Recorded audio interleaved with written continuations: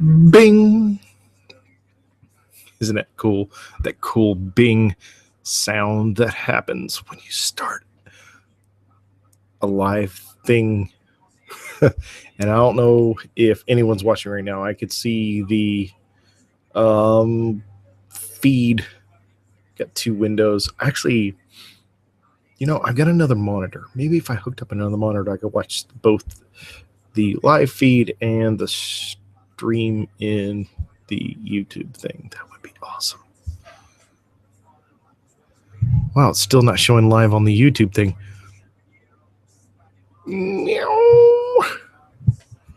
Yeah, I'm not seeing that at all. Maybe I need to refresh. Refresh. Oh, there it goes. There it goes. You had to refresh that. I muted my Bing thingy.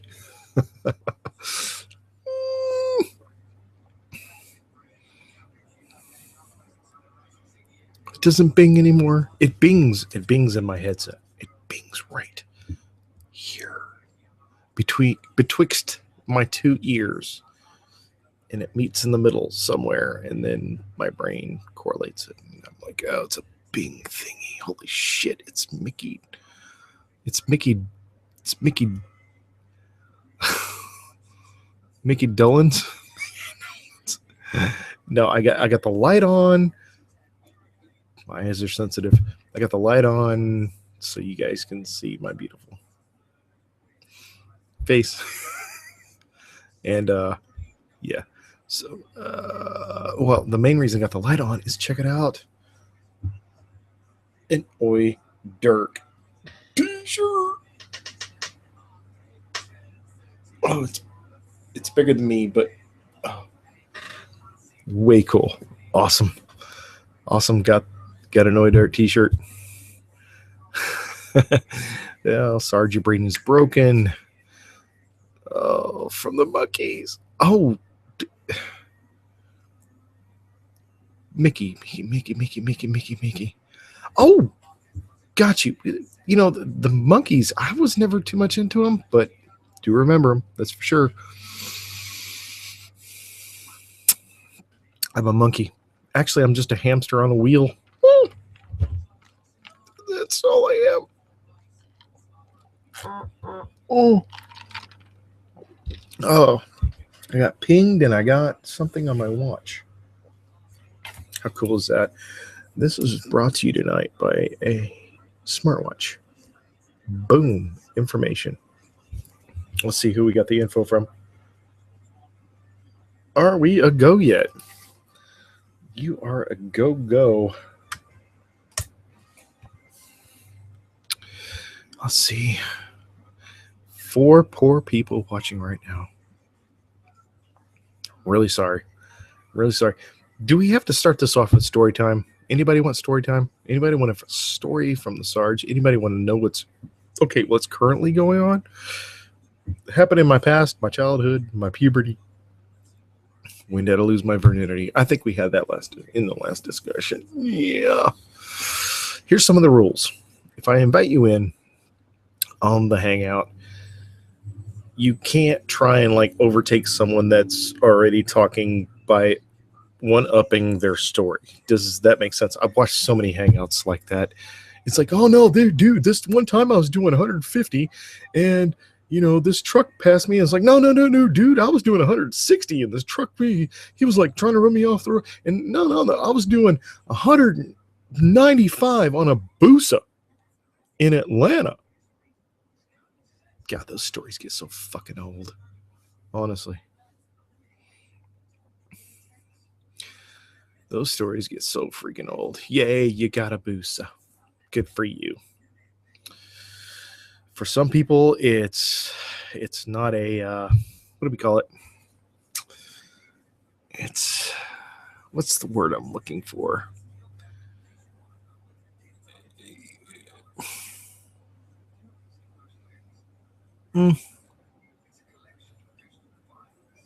What is the word I'm looking for? It's not a nostalgia thing. For some people, it's a status symbol to own that type of bike. for some other people, they can own a 600 and kick your ass on a Busa. That's where your status symbol will let you down. Now, in a straight line, granted, bigger CC bikes are relatively better. But once you hit a turn and that Busa goes this way and the 600 kind of goes around the turn, or the girl on the 600 goes around the turn and your ass on the Busa just keeps going straight. Yeah, think about that one. Yeah, I can ride. I ride hard. Try that one. That's some funny crap right there. I see that all the time. I've taken guys out on rides with me out on these, and we get off the main roads, off of 31W, off of 65, off of 71, or something like that. We get off the main roads, and we hit the twisty crap, and all of a sudden, you don't see a Busa. It's like, dude, where'd you go? You know, and you get to the next stop sign, and you're left sitting there 10, 15 minutes going, did he crash? And you're thinking about heading back, and then all of a sudden you hear this. I was like, okay, here he comes. Yeah. Okay, you can ride your own ride. That's your ride. That is your own ride right there. Booster rider, do what you want to do. Sport bike rider, on the other hand, knows how to ride a sport bike. Yeah. If it's a prestige thing, or it's, you know, hey, I own a Ducati, good for you. I own a Busa, good for you. I own a Ninja 1400, good for you. That's my take on the whole thing. Defobra, I don't know what the deal is. I think it's my own conversation night, and I think I'm up to it. I am. Oh, Christina did message me. Oh, I got more than one message on the old FB. Slacking on my other links going on here. I've got 3 tabs open on one screen, and of course I got the live feed open on this one. So I do apologize if I miss some of your guys' messages. And like I said before, if you guys want in, Defobra, Christina, whoever, just send me a message, and I will gladly, as a matter of fact, Christina. Okay. I'm going to copy and paste this link into your message to me on Facebook, because I know it's really cool. She's got a bonfire going on tonight. And actually,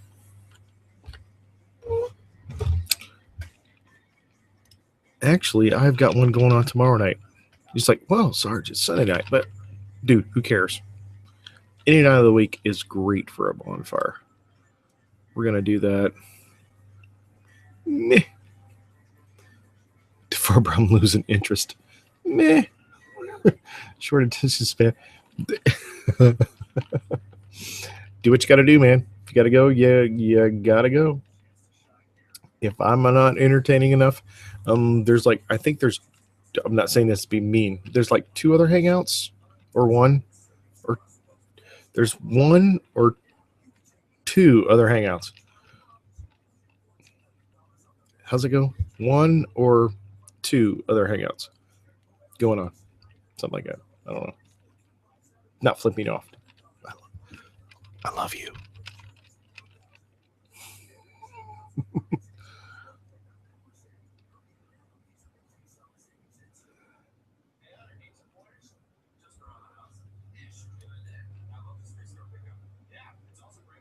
Standing in the middle of a burning house right now. Dark and Nice. You've been throwing me lyrics all night, man. I'm sorry I can't keep up. And I think that was one of the things I was going to do tonight. 6 people viewing. 6 people viewing. This lone motovlogger. Middle finger twice. I think Stealth, one was for you. Maybe. Possibly. I don't know. Neither one of them were for Defobra, because he's my brother from up north, if you didn't know that.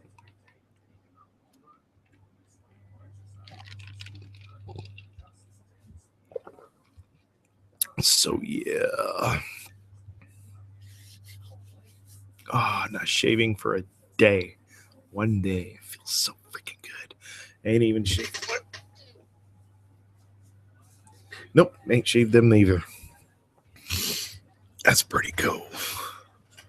Feels kind of good. Things are getting kind of cushy. Kind of cush.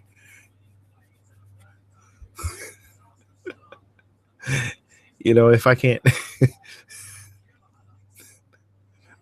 I don't know. And I'm sitting here, I'm watching the live feed, checking out the Facebook, and I've got the MotoGP from the other weekend going on. So, ow, that hurts.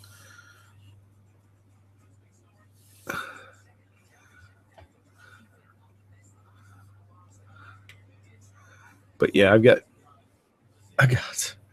a multitude of things going on here. My watch is on, my phone's on, my microphone's on, my PC's on, of which I'm thinking about upgrading this thing of a beast that I made from AMD parts and actually stepping up to Intel. I don't know why. I think it's mainly because Intel's new, well, not so new, 6-core, which looks pretty freaking awesome to me, because it's the one I'm looking at is like a 3.3 gigahertz processor. I'm running 4.5. I overclocked the AMD processor that I have in here now, but it's not a true core processor. It says 8 cores, but it's not 8 processors. It says 8 processors, not 8 cores. How do I explain that? It's really weird, but Intel has actually 6 processors with hyper-threading for multiple cores, which gives me 12. So this has 8 cores. The Intel has 6. I don't know how to explain it. Oh, the Alaman TT.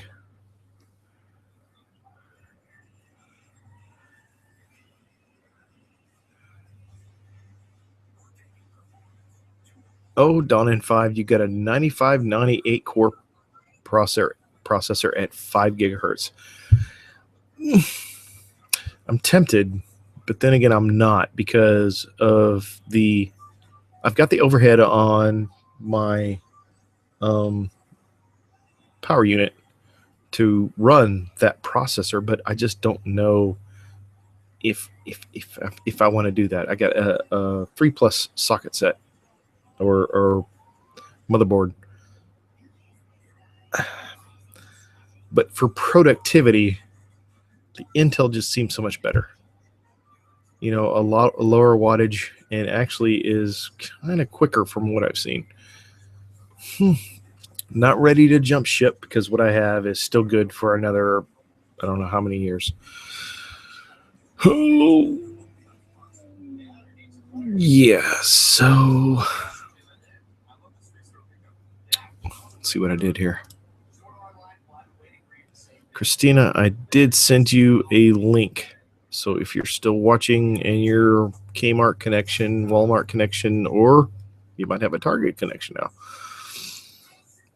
is feasible, you're more than welcome to come in. We're losing viewers. I need a female vlogger in here. We need you. So yeah, let's see.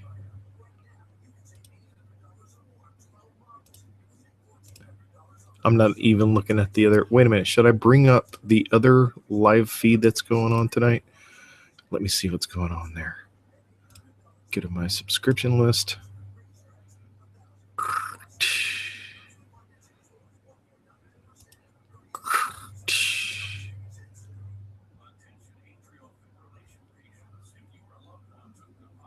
Yep. Oh my God, that's funny. You've got one motovlogger in the house right now. One guy talking. That's it.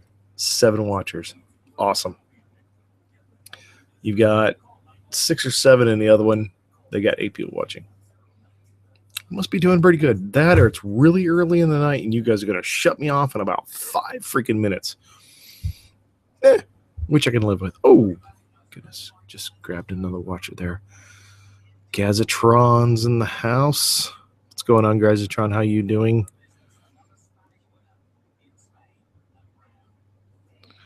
Yeah, with Intel, you're paying 2 to 3 times more. But I'm thinking in the long run, Intel could be slight. I'm not a fanboy of either one. I did what I did because that's what I could afford at the time, and so far it's hanging out pretty damn good. I think the AMD, it's doing good.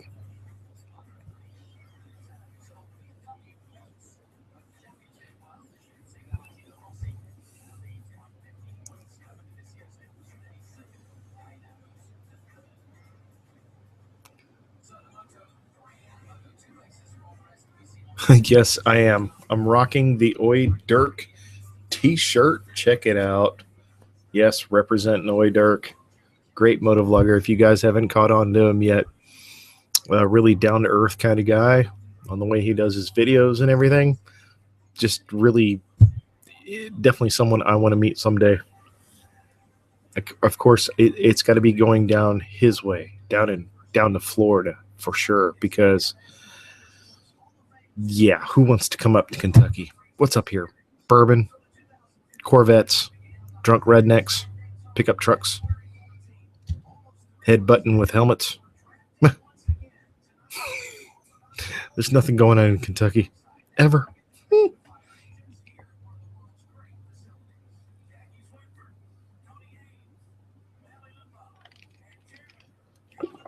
Oh, Dawn on the 5. I was thinking that could be my next step, but I'm waiting for the GTX 980 Ti. I want to see what it has. If it has more CUDA cores, it has possibly, what is it? 2 more gigs of GDDR5. It'd be really nice. It'd be really nice because I do work from home sometimes. So, extra CUDA cores, and it's OpenCL or GL. I think it supports both. Then, then it would be a great thing. It would be a great thing, so that way, whatever program you're using can share the memory with the video card and help out on your rendering even more. And you're right. We do have, let's see, semi duck truck is correct. You do have KFC here, the home of Kentucky Fried Chicken. Colonel Sanders, he's buried somewhere around here. I don't know. Who else? Or what else do we have? Basketball. Basketball is probably the biggest thing here in this sport. With the University of Louisville, I said Louisville, not Louisville or Louisville. It's Louisville. UK, University of Kentucky. And let me tell you something. If you go to Lexington, there's some hot chicks out there. Oh my God. But yeah, what else do we have here? Gosh, I think there are roughly 11. Why does 11 come to my mind? 11 bourbon distilleries here in the state. This has got to be like the mecca of bourbon. As a matter of fact, I think there's one roughly 5 miles from me, and it's a mom and pop operation that just opened up. Haven't been there yet. May check it out. May do a vlog and not make it home. It's like, hold up the GoPro. Be like, yeah, Sarge out.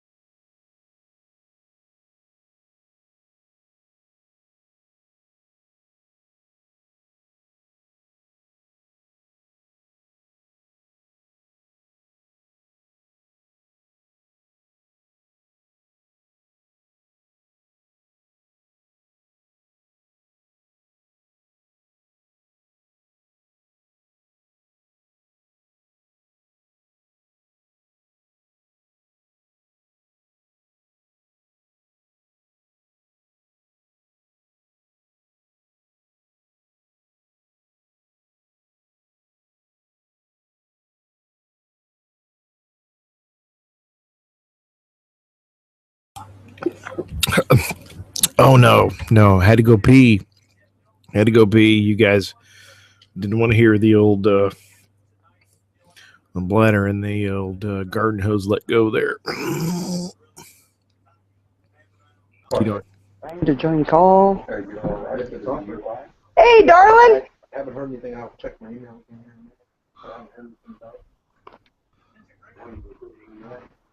oh, there she is, ladies and gentlemen.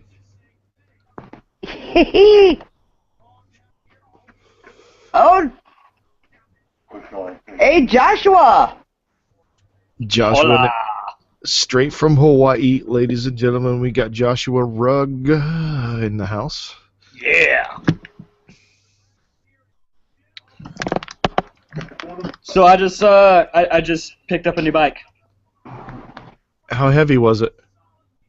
Yeah. Yeah, about 385 pounds worth. Oh, you're the man. You are the man. Something in common with Sarge. I'm gonna turn you down a little bit, Joshua. Your Hey, mic no is too good. No problem.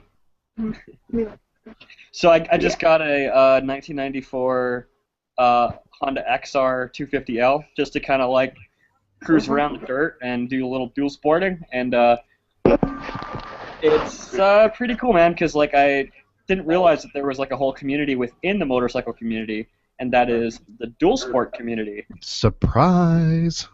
So that's some Inception shit right there. It's like there's a community inside of the community. Dog. Nice.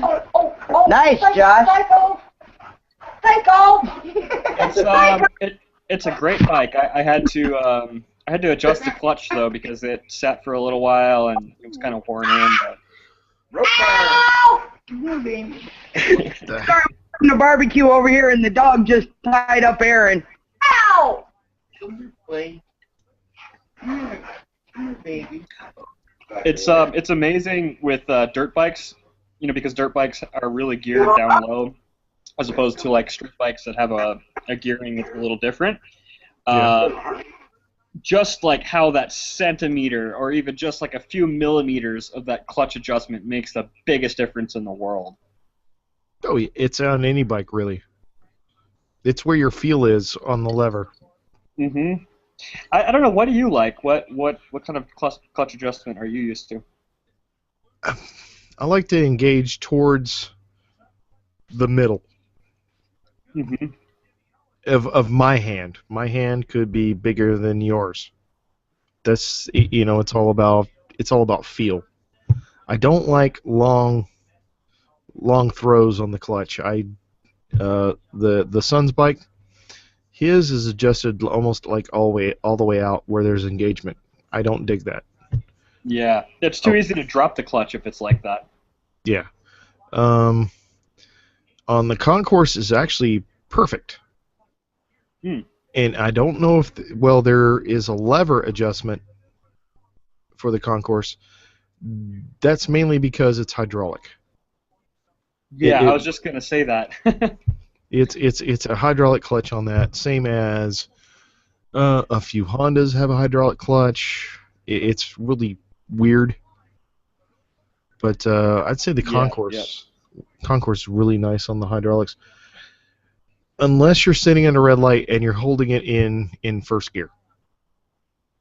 Then it starts to feel a little heavy.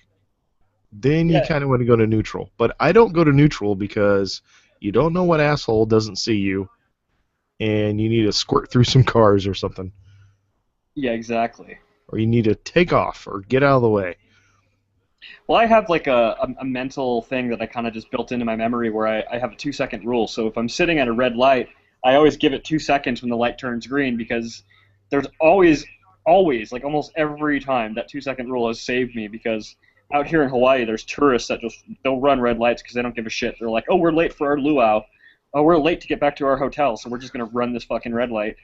And it's crazy because, like, you never know who's sitting there. And, you know, a biker could definitely take off a lot quicker than a car, so they run the red light thinking, oh, I can get in last second, or the light's yellow and just turning red. So it's best to sit there and I count, you know, 1 1,000, 2 1,000, and then I start letting out the clutch and I go. Otherwise, if you just go the moment it turns green, Yeah, You know. it was the same thing when I was in Japan. It was the same rule applied, except there it wasn't a second rule. It was a 2 to 3 car rule, because your light would go green and you would count 1, 2 cars come through, and then you'd look.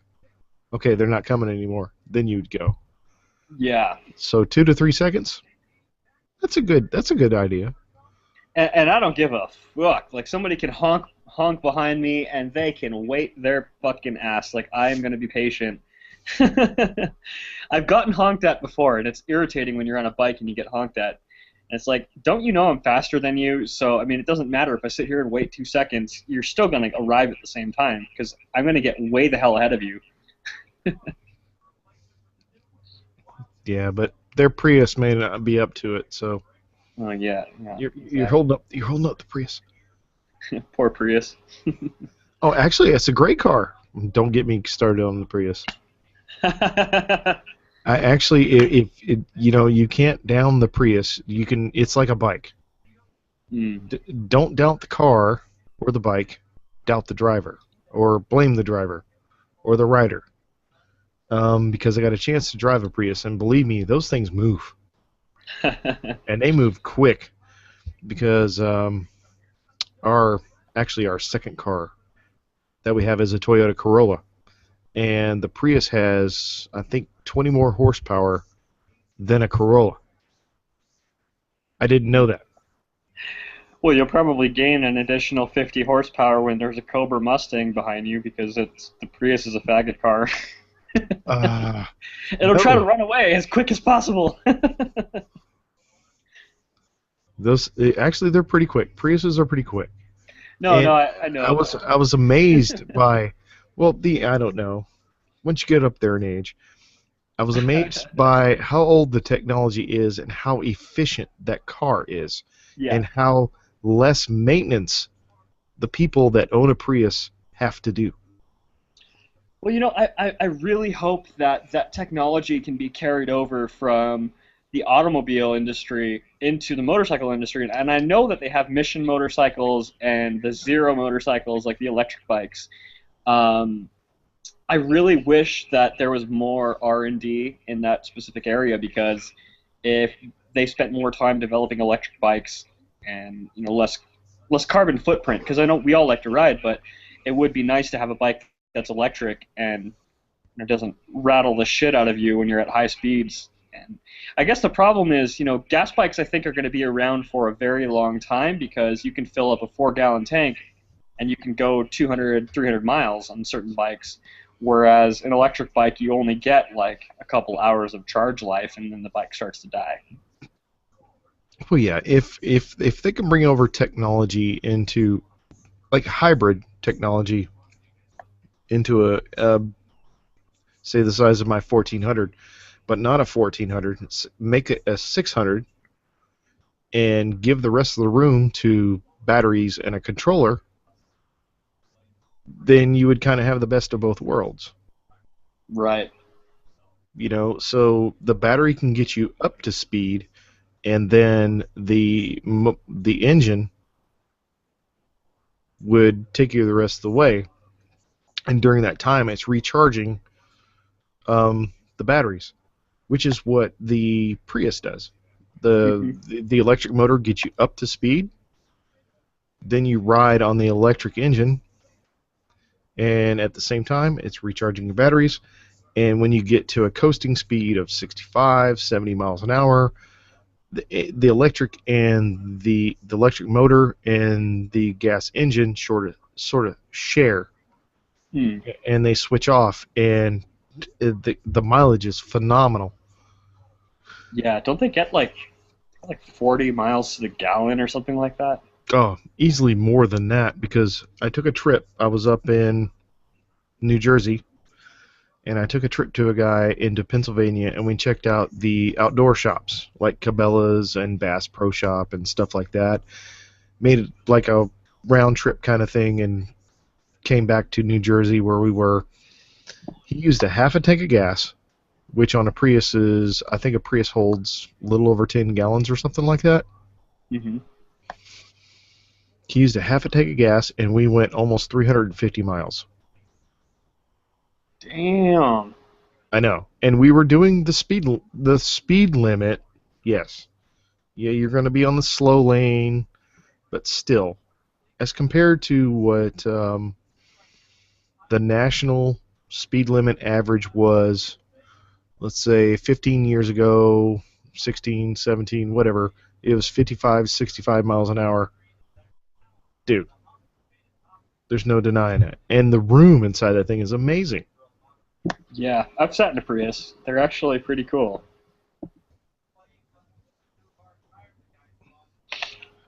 I was just kidding. I was just kidding about the Prius being a faggot car. I was just. Dude, I'd sport a Prius hardcore. Yeah, I would sport a pink Prius with yellow flowers and Barbie dolls. I'd probably take the Toyota emblems off of it and put, like, Kawasaki or something on there. I don't know. Just to feel more badass or something. But, yeah. Decepticon stickers. It really is an amazing car. You put the Decepticon stickers all over it. There you go. Transformer. What was, what was it? Oh. Oh no, what the hell was I going to talk about? So I was surprised. One of the reasons I also picked up this new dual sport bike, the insurance. So based on my previous experience when I had an R6 in the past, I was paying $60 a month for my insurance policy, and that was just basic coverage.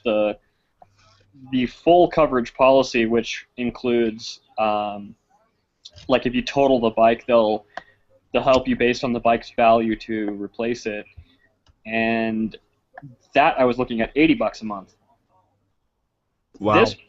Yeah, it was pretty expensive. I mean, because at the time I was only 22 years old, and it was like I had never had insurance on a car before, so it was like, oh, he's a new driver and blah blah blah. He's probably going to be dangerous. But now that I'm 25 years old, I didn't realize that the insurance companies, once you're 25, they view you as being a safer driver, just based on your age. Also, the fact that it's a dual sport and it's an older bike.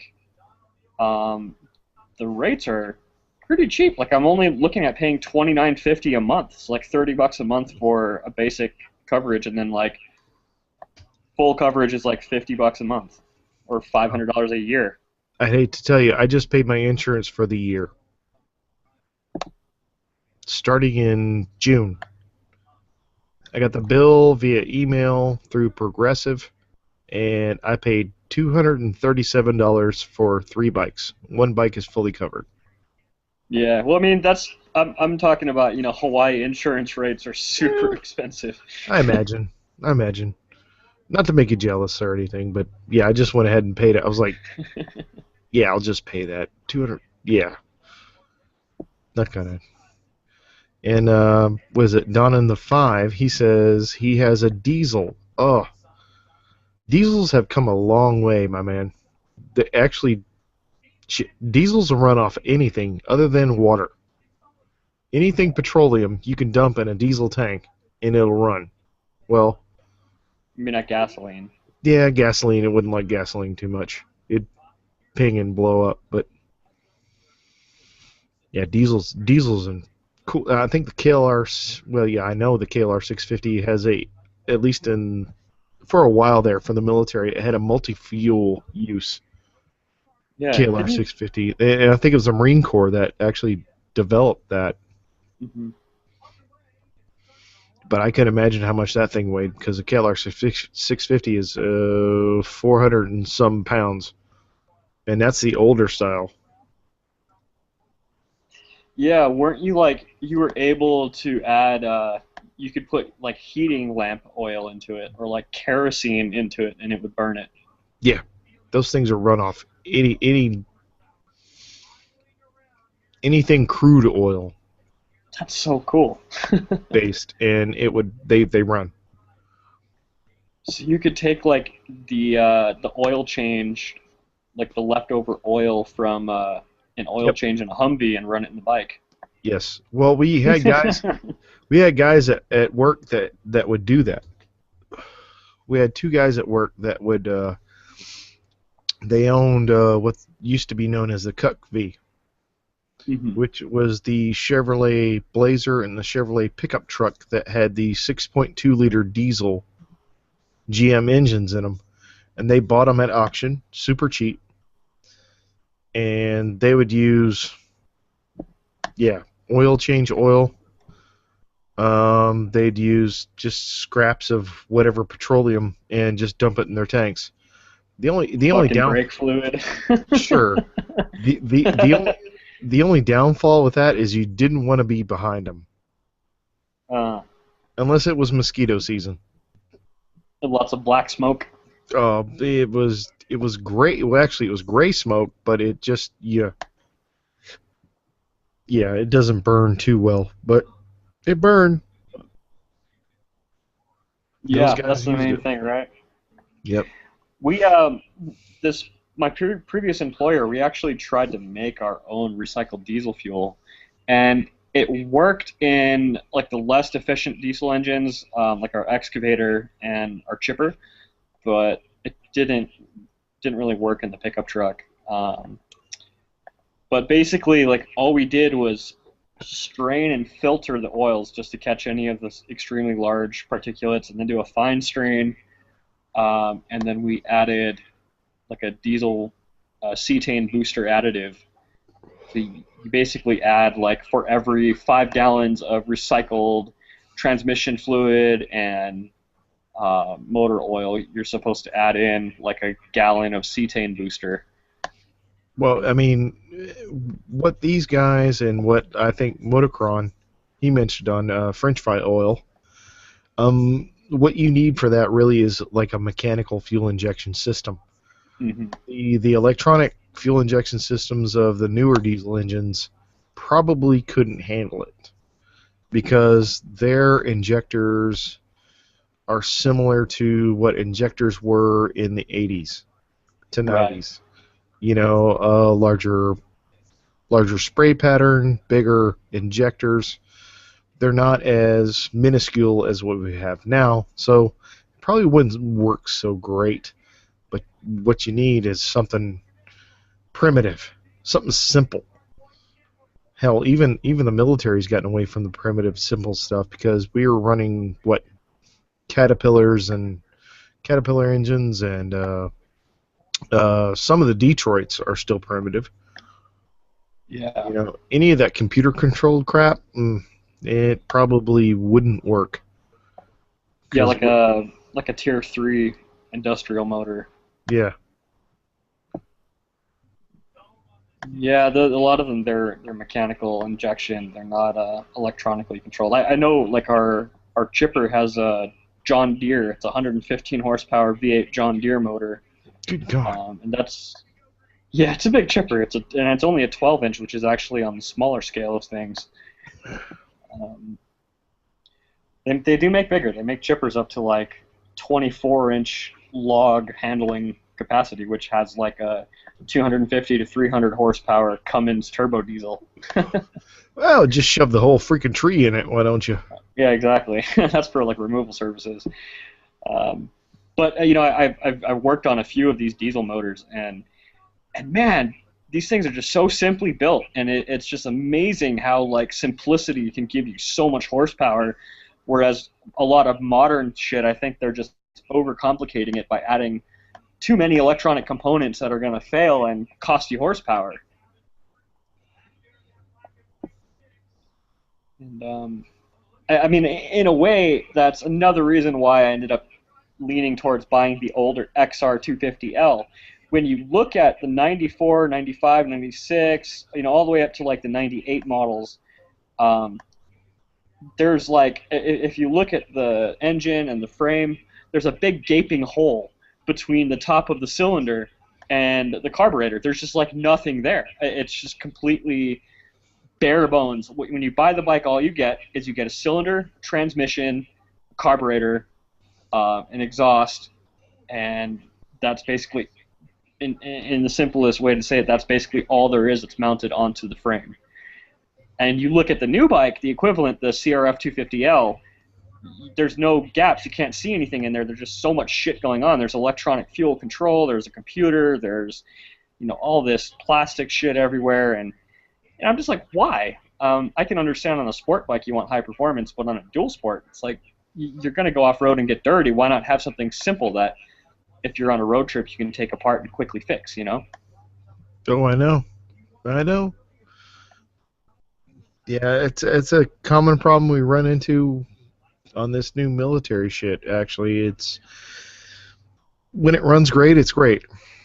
When it doesn't, you're left scratching your head like, what the hell just went wrong? Now, do they in the military? Do they run any of the Ford motors? Do they run the Ford 6.0 at all? No. Oh, thank God. Do you know about the Ford 6.0 motor? Yes.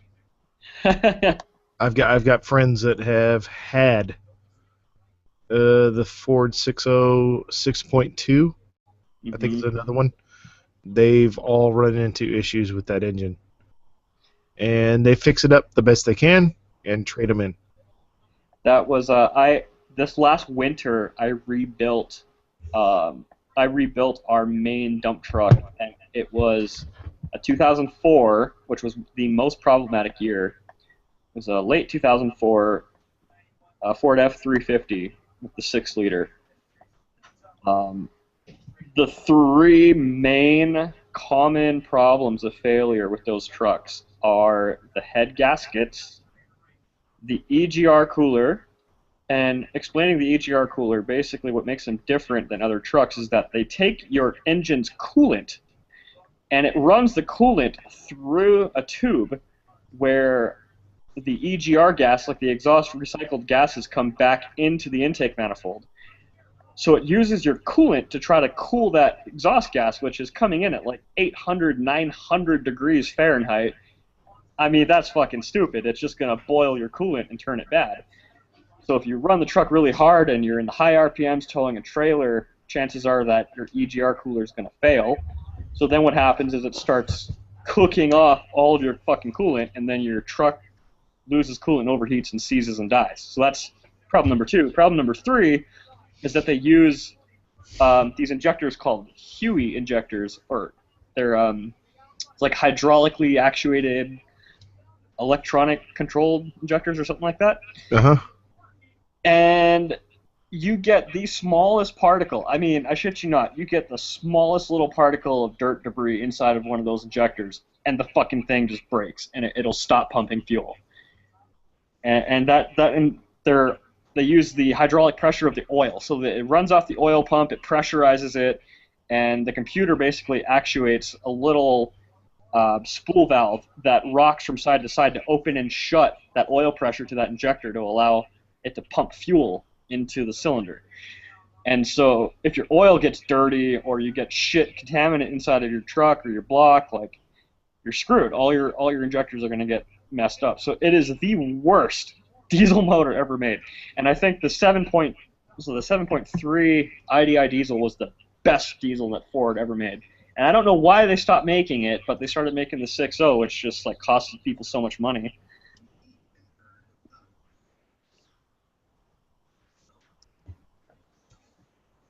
I'm sorry, this is a bike channel. We're talking about diesel trucks.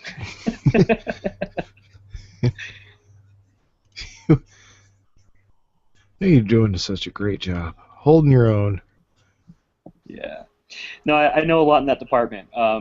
As far as the Ford 6.0 goes, I rebuilt an entire 6.0 this past winter, and that's where I gained all this knowledge from. And I'll tell you what, if you rebuild one 6.0 motor, it's very discouraging because you never want to touch another fucking motor in your life ever again after that experience. You're just like, there is no way. There's just no way. Like, I was so discouraged after putting this thing back together, just how many small little bolts were holding the intake manifold together, and just like you got to take off the turbo just to get to the oil pump, or you have to take off the turbo to pull the intake manifold off, and if you miss a bolt or miss a step, you got to take everything all back apart again, and then put that one little shitty bolt in because you can't reach it without taking a part off, And it's just stupid. It's absolutely stupid because I think Ford was thinking that it was going to be with the EGR cooler and the catalytic converter and all that. I think they were thinking, eco emissions and they wanted to have a cleaner burning diesel. But the problem is when that EGR fails, it no longer can efficiently recycle that exhaust gas and cool it down, so it gets covered in black soot. So the valve will stick open, and your truck will run like shit, and it'll just blow black smoke all day.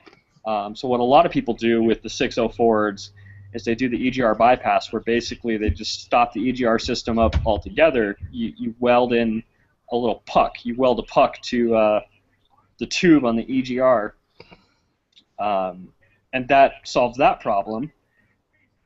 And the other mods they do like better coolant hoses because they break all the time, replace all the injectors, and definitely run better oil filters.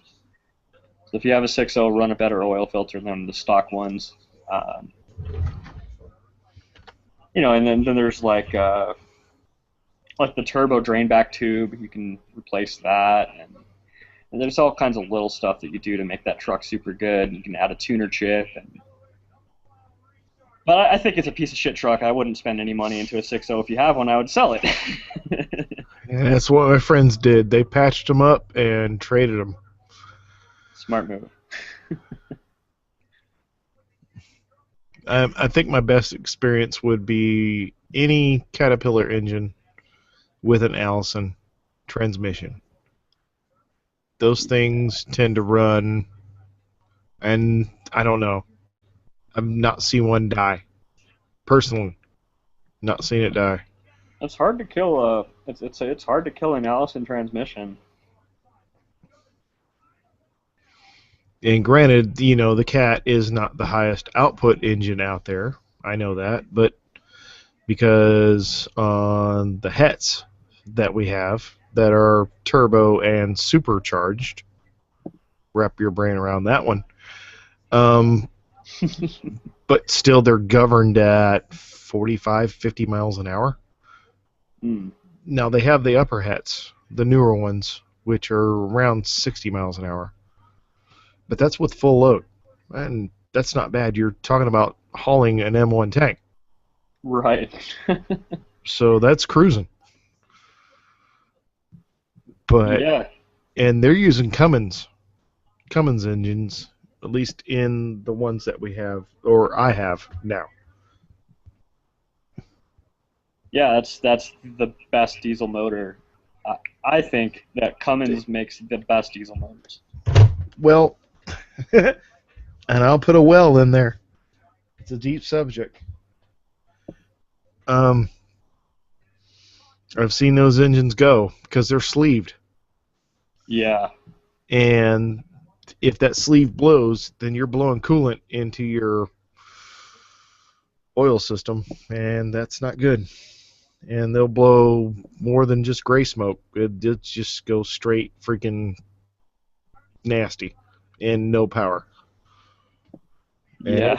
It's not fun. It's not fun changing an engine on a Het.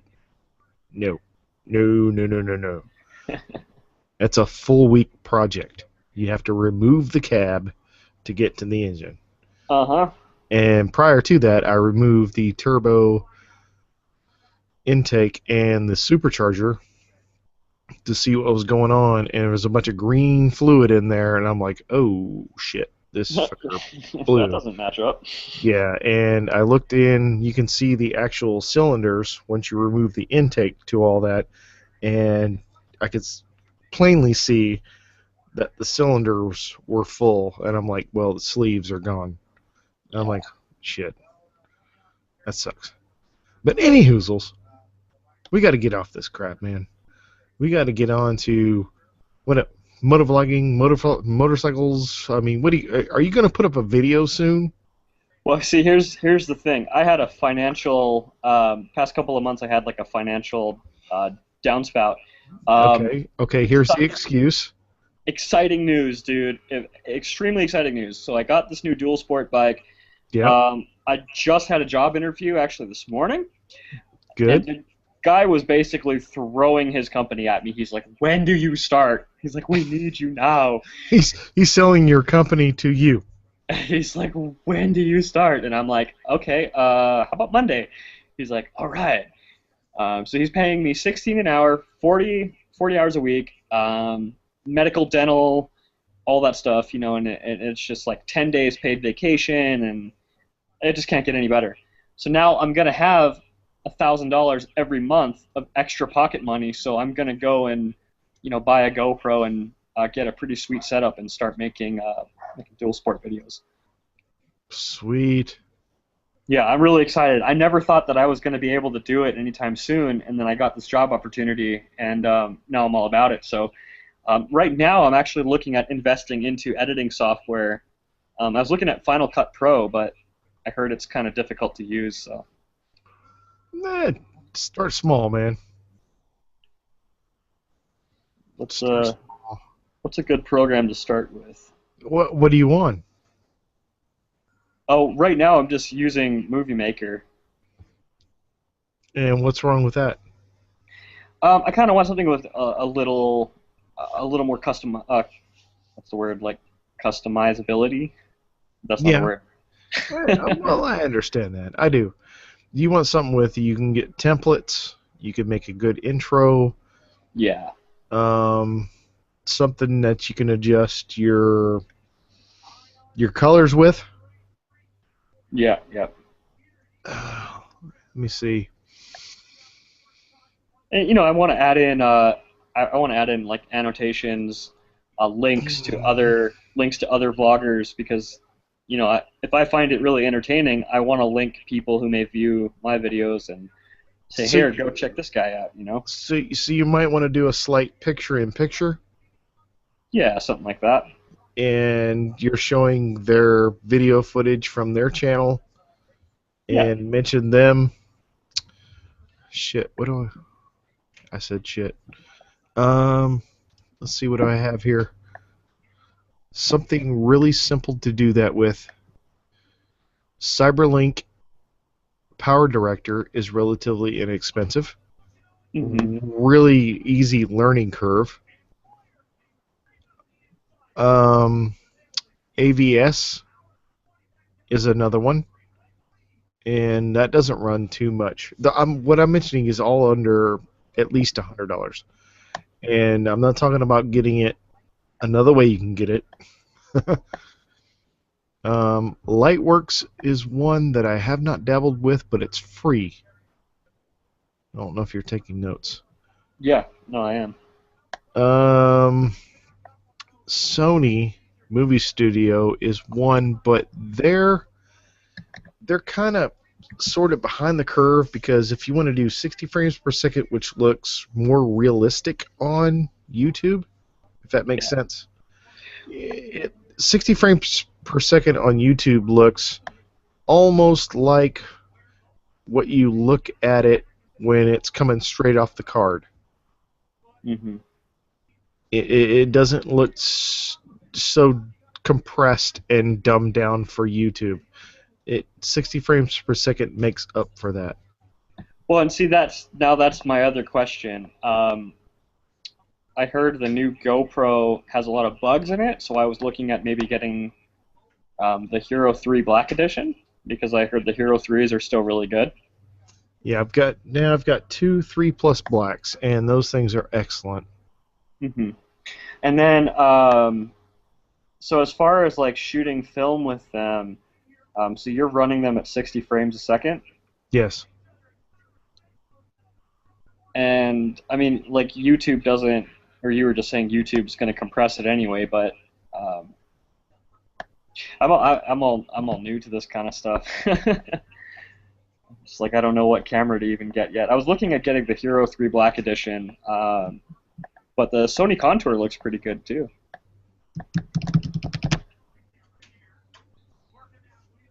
Contour, and then there was another one, the Action Cam I think does 60 frames per second.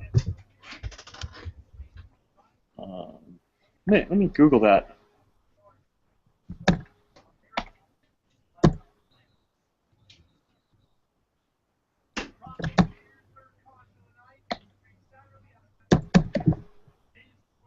Hunter Roam versus GoPro. I know a lot of people still do the side mount, but I much prefer the chin mount because the chin mount kind of gives you a point of view of what I'm looking at.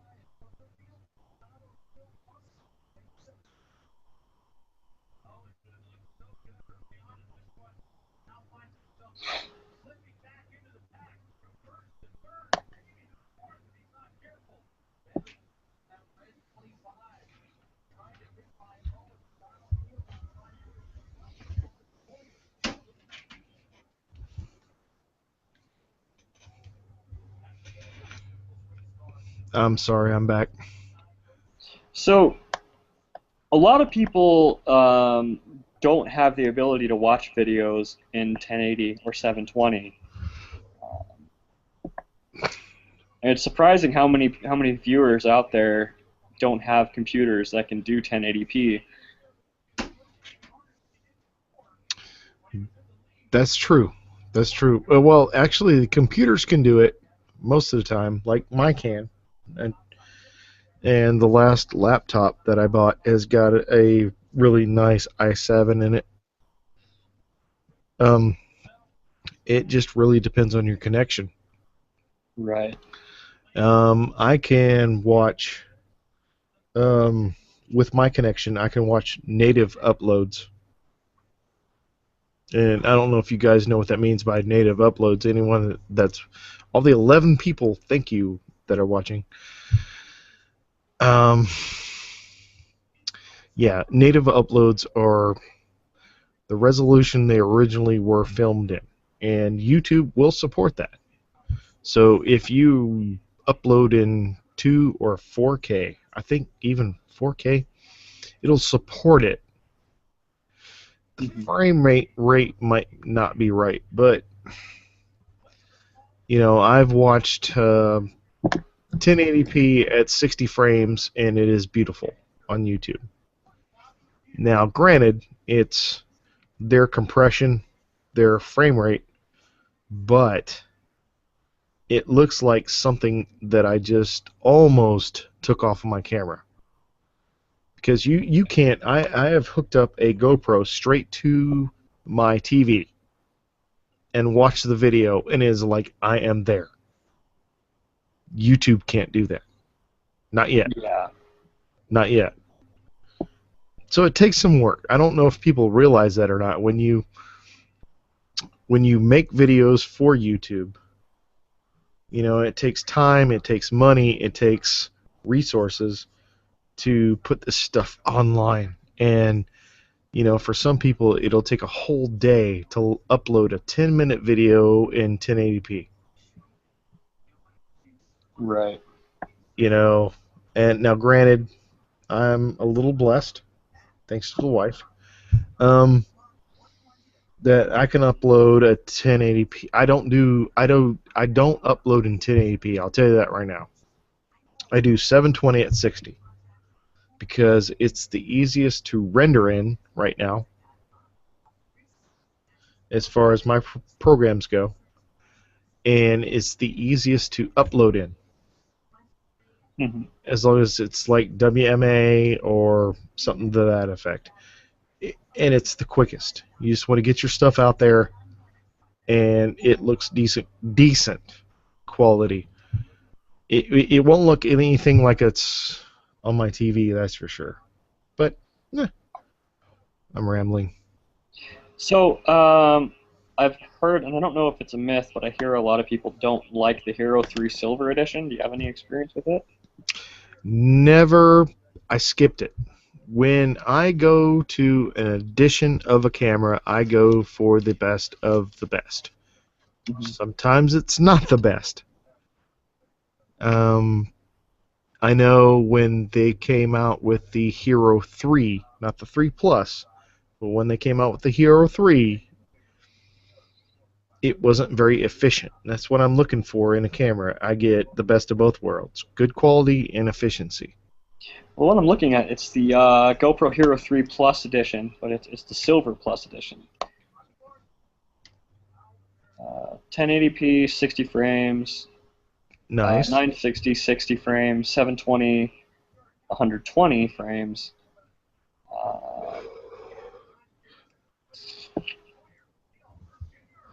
So I don't know. I don't know which GoPros have the microphone adapter, because I know some of the early ones don't. There's no way to plug a microphone into them. Well, anything from the... And I have one here. Are you ready? You ready for this? Gonna turn the camera on so you can see this. This is... Let me double check. This is a Hero 2. Mm-hmm. And that was able to capture 1080p. And you can see on the side it's got the standard jack for a microphone. Mm-hmm. That's just a 1/8 inch, like a computer plug. Yeah, these were great. Well, now I've got the black edition of the 3 Pluses. Okay, and you're going to need an adapter for the input. I don't know what the input is. Right there. Yeah. Is it a micro USB? Yeah, it's a dongle. And people have had issues with the adapters for that going to 3.5. Mm-hmm. You know, so sometimes they're not so great. So what I did, like most other motovloggers have done, you go with a SnL backpack. I don't know if you see the tape on here, Yeah. but I use that to tape off the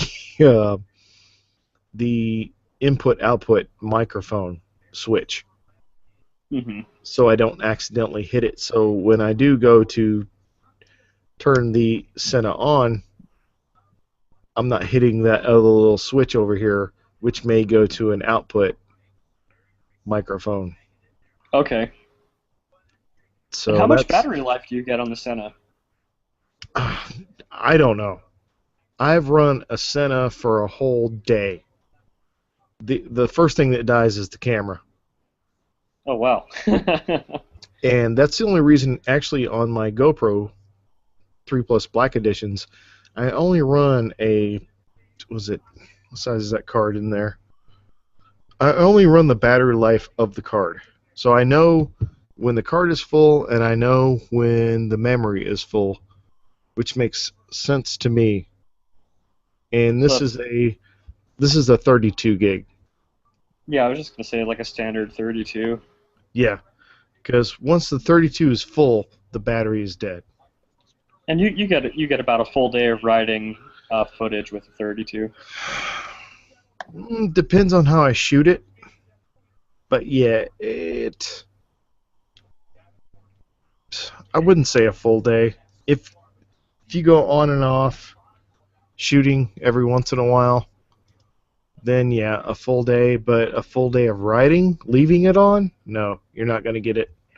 It's probably 2 to 2.5 hours. Well, the way I plan on shooting my vlog, so my idea is I'm gonna have my dual sport bike and I'm gonna ride around Maui, and unlike what Kalani at Accidental Broadcast does, I'm gonna do less off-road trails, and I'm gonna do more of like the scenic tourist areas, and it'll take a while. I mean, I'll get probably 10 or 15 videos to start with, just explaining these tourist areas and what to expect when you get here to the islands, and I'm going to cover like local eateries and places like that. So I'm going to cut the commute time in between the videos. So I'm just going to turn the video on like maybe 5 minutes before I reach the destination, and then drive around that destination or kind of walk around the area and kind of talk about it a little bit. I'm not planning on, like, I know a lot of vloggers will have like their highway trip and they'll just squawk your head off rambling about shit, on the way to the subject of the video, and I'd rather just cut the small shit and just get to the point and have short videos. And that's the reason I think I've started watching, what's this, Subdelinquent? Mm-hmm. He starts his videos off that way, and he 6-minute videos. Yeah. He's like, hey, this is where we're going. This is what we're going to do. He gives you a little history while he's writing. And then when they get there, he just shoots it. I think he uses a DSLR or something. Really great quality video. And he gets on. And I love his videos. I love to see, that's what the whole motovlogging thing was all about. Take me to where you live and show me what you've got. Yeah. If I could probably make, well, if we've got 11 distilleries here in Kentucky, I could make 11 videos on just going to those distilleries. Right.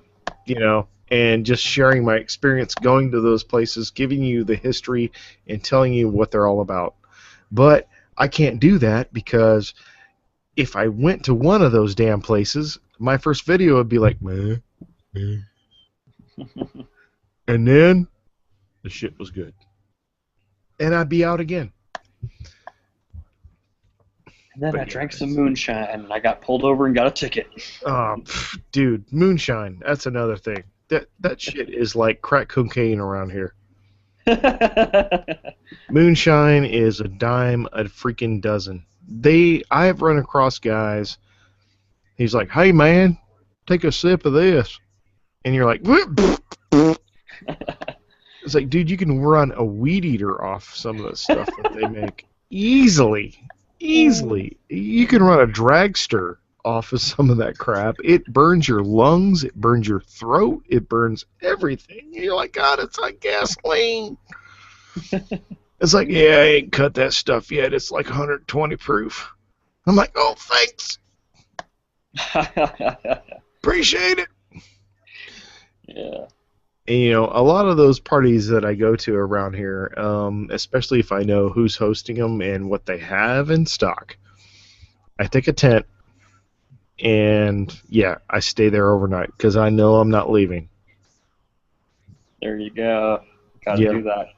Yeah, I'm not going anywhere because I'll be blind that night, and I probably will be blind the next morning when I wake up. Some of that shit is badass. It's badass. Oh, and Bilma, if you're still watching, I sent you a link in your YouTube channel. If you check your messages, you got a link, brother. If you want to come in, Motocron, you're chatting your ass off. Appreciate it. If you want in here, just let me know. I'll let you in. Or if Motocron, if you get in, you can still Billy. I don't know Billy on. That's Facebook thing's so much easier. Billy, get a Facebook account. God damn. Get in the 20th century at least. So when you're running the cable.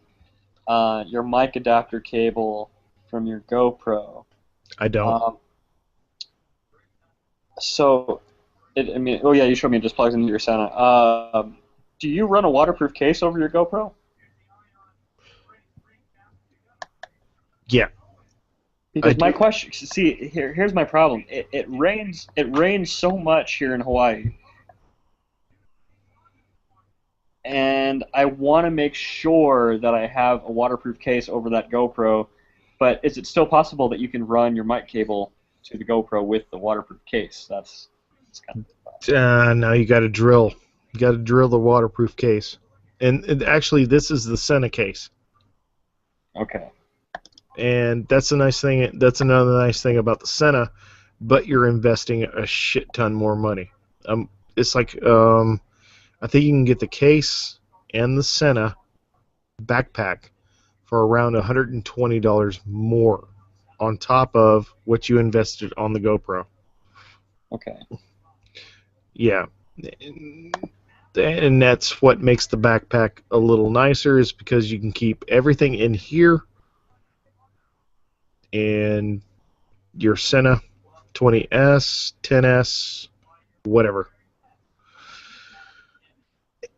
And you've got no wire issues. None.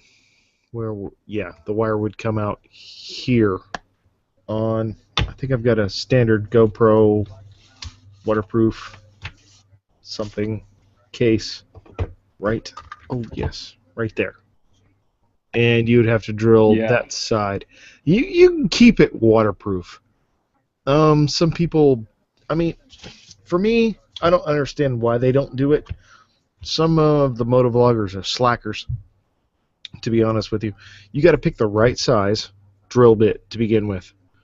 And then if you get the, what's it, like kind of like an auger bit for a Dremel, you can cut this side out perfectly Yeah. to fit in. I'm going to look. I have a dongle. I swear to God. But I never used it. So tell me if you're going to do it, and I will send you one actually for free, because I don't use it. Oh, cool. I have a dongle here. Okay, look here. Shit ton of wires. Yeah. Yeah, all the. But I swear to you, I have a dongle in here somewhere. One of them hanging on the microphone. Oh shit. Oh. Yeah, as far as microphones go, what do you have experience with? Like, what do you think has the best voice quality that's not so distorted?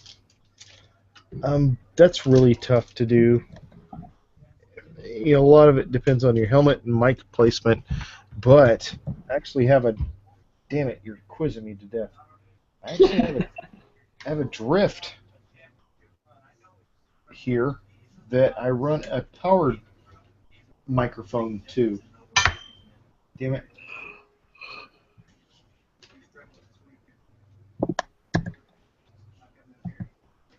And this is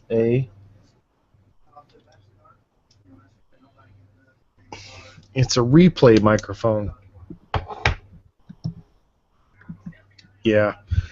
Powered mics probably give you your best. Mm-hmm. Because they have their own internal filter, whatnot. I don't know. Because crap. Here you go, calling me out. I got a replay right here. Oh, there you go. It's Replay XD, and it takes the microphone up the butt right about there. Nice thing about this one particular is that you could take the back side off, which is the mic adapter, and the back side is actually switches. So you switch the mode you want. That's something they didn't have in the 1080p version, but this is in the 720p version. It's good quality, but it's not GoPro quality. But I like the way the contour, the video quality of the contour, but the only gripe I have against it is that you can't do the chin bar mount. You're kind of limited to either over the head or on the side of the helmet. Yeah.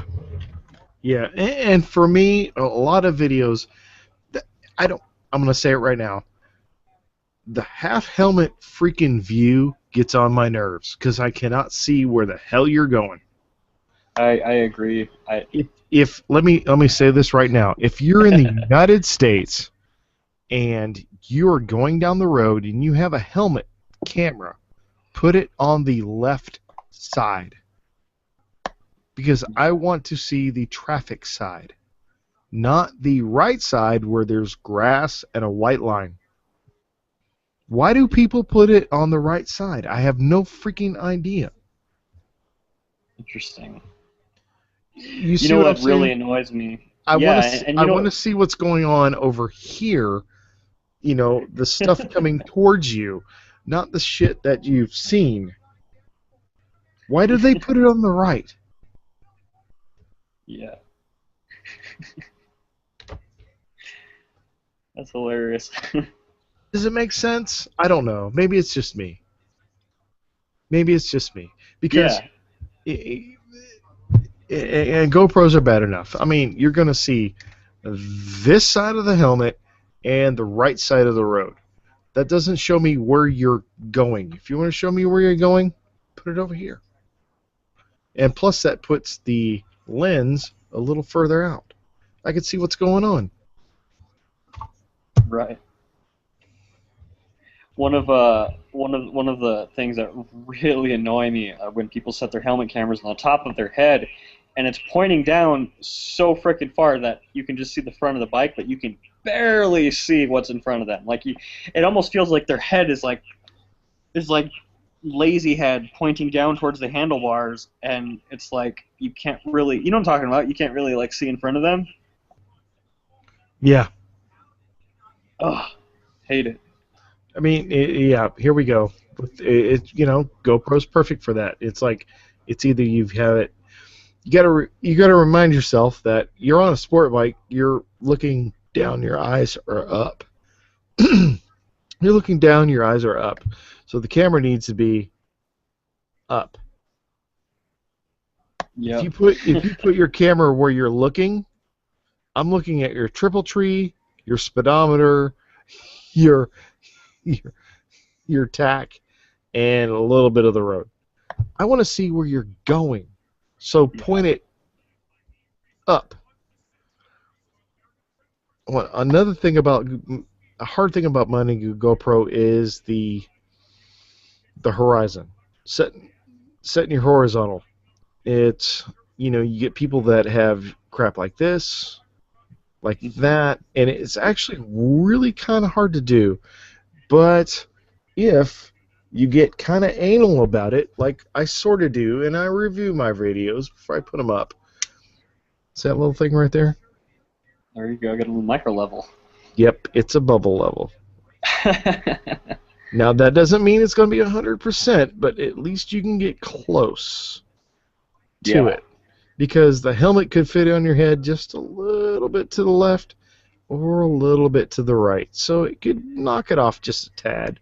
But, you know, you use something like this, and you get really close, and you find out the way the helmet fits on your nugget. No one's head is the same. And you adjust a little bit for that. I mean, if you're oblong, yeah, I'm sorry, but yeah, that's what you do. And, yeah. So, I'm more than likely going to be doing the chin bar mount, just because, like, you can adjust the camera. You can see the camera in front of you, so if you need to adjust it, you can adjust it right in front of you. You don't have to just kind of guess in the dark when it's on the top of your head, and then you get 2 hours of good footage, come back home and realize that you've been pointing at the fucking road the whole time. Oh, no, I don't post that crap. I won't. Well, back in the day when I was using something like this. This is a Kodak ZI-8 with Velcro on it. And that's back when we used to cut our helmets out to fit a camera in there to make videos. Now, you can see, I don't know if you can see, this is the way it sits, but you can see the lens is looking that way. So you used to have to make Velcro patches to make the thing sit perfect. Now, this was a great camera back in the day. But it's been superseded by so many other action cameras. And I did so many test videos back in the day. Look, I don't know if you see my videos from back from 2009 or whatever. They weren't great, but we were trying. We were out there trying, man. Trying to set, a lot of new motovloggers don't know what the hell some of the older motovloggers went through to try and put video content up on YouTube. It's kind of crazy. it was a rough struggle, and actually put a lot of bit of money into it. And now Yeah. it's become so mainstream that all these guys have no idea the shit that we went through. And talking to GoPro, we did that. A lot of us did that. Talking to oh god, oh, there were so many other companies that we all talked to. It's like, can you, the whole rotatable lens was started off with. Where's that camera? I got it here. The first camera that I did a microphone adaptation to. It's here somewhere. Fuck it. But a rotatable lens where you can get the horizontal correct. A lot of us went Yeah. through that. Like the Contour Rome, I think, has that. That's right. That was Contour. I think it was the first Like, HD. Yeah, it was the first HD camera, and myself and Rebel Yell 91 went in on that camera. Now, this is back in the day. Most people don't know who Rebel Yell 91 is, but really great guy. We went into HD, and hell, I think that was my first shout out. He's like, hey, you got to check out Sergeant Markins. He does HD and has a microphone with his Contour 720p at 30 frames per second. And I had adapted an external mic fix for that camera, so you didn't have to hear the blowing wind noise. right. That was so cool. That was cool.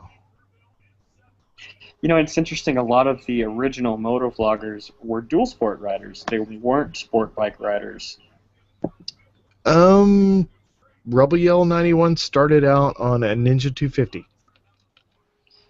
It's interesting. I mean, I've seen video footage of guys riding like across the Peruvian Andes. They're on dual sports.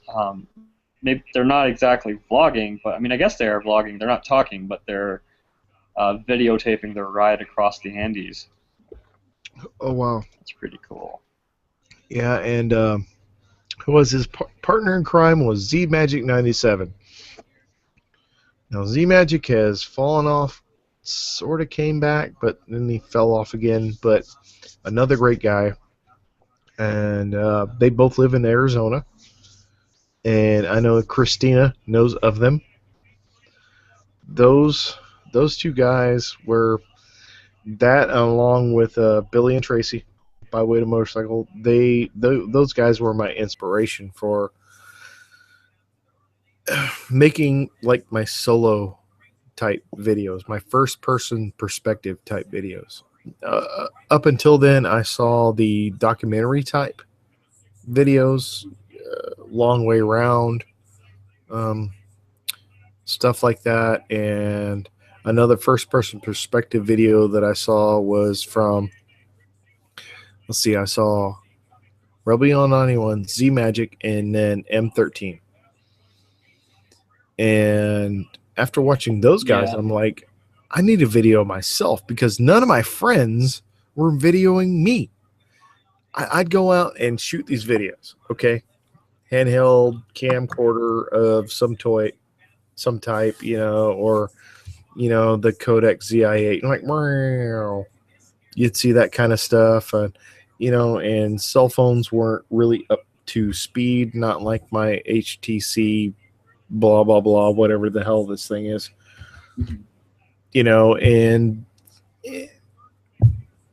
then I'm like, I just want to do video for myself. I want to see I want other people to see what I'm experiencing. And that's what motovlogging was. It wasn't a commercialized thing by any means, not like it is now. Hey, check out this shirt. Oi Dirt. Awesome.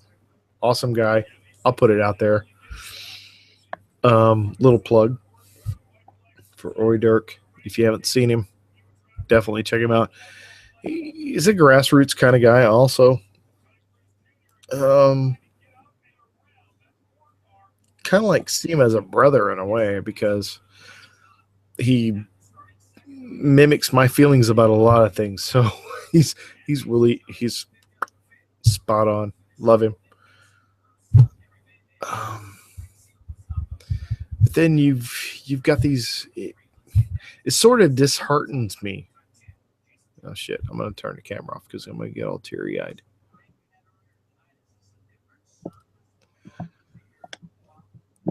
It sort of disheartens me to see a lot of these people commercialize and use something that was a way of communicating with other people, like, hey, I'm in Nebraska and I want to go up to Canada, who's with me, kind of thing.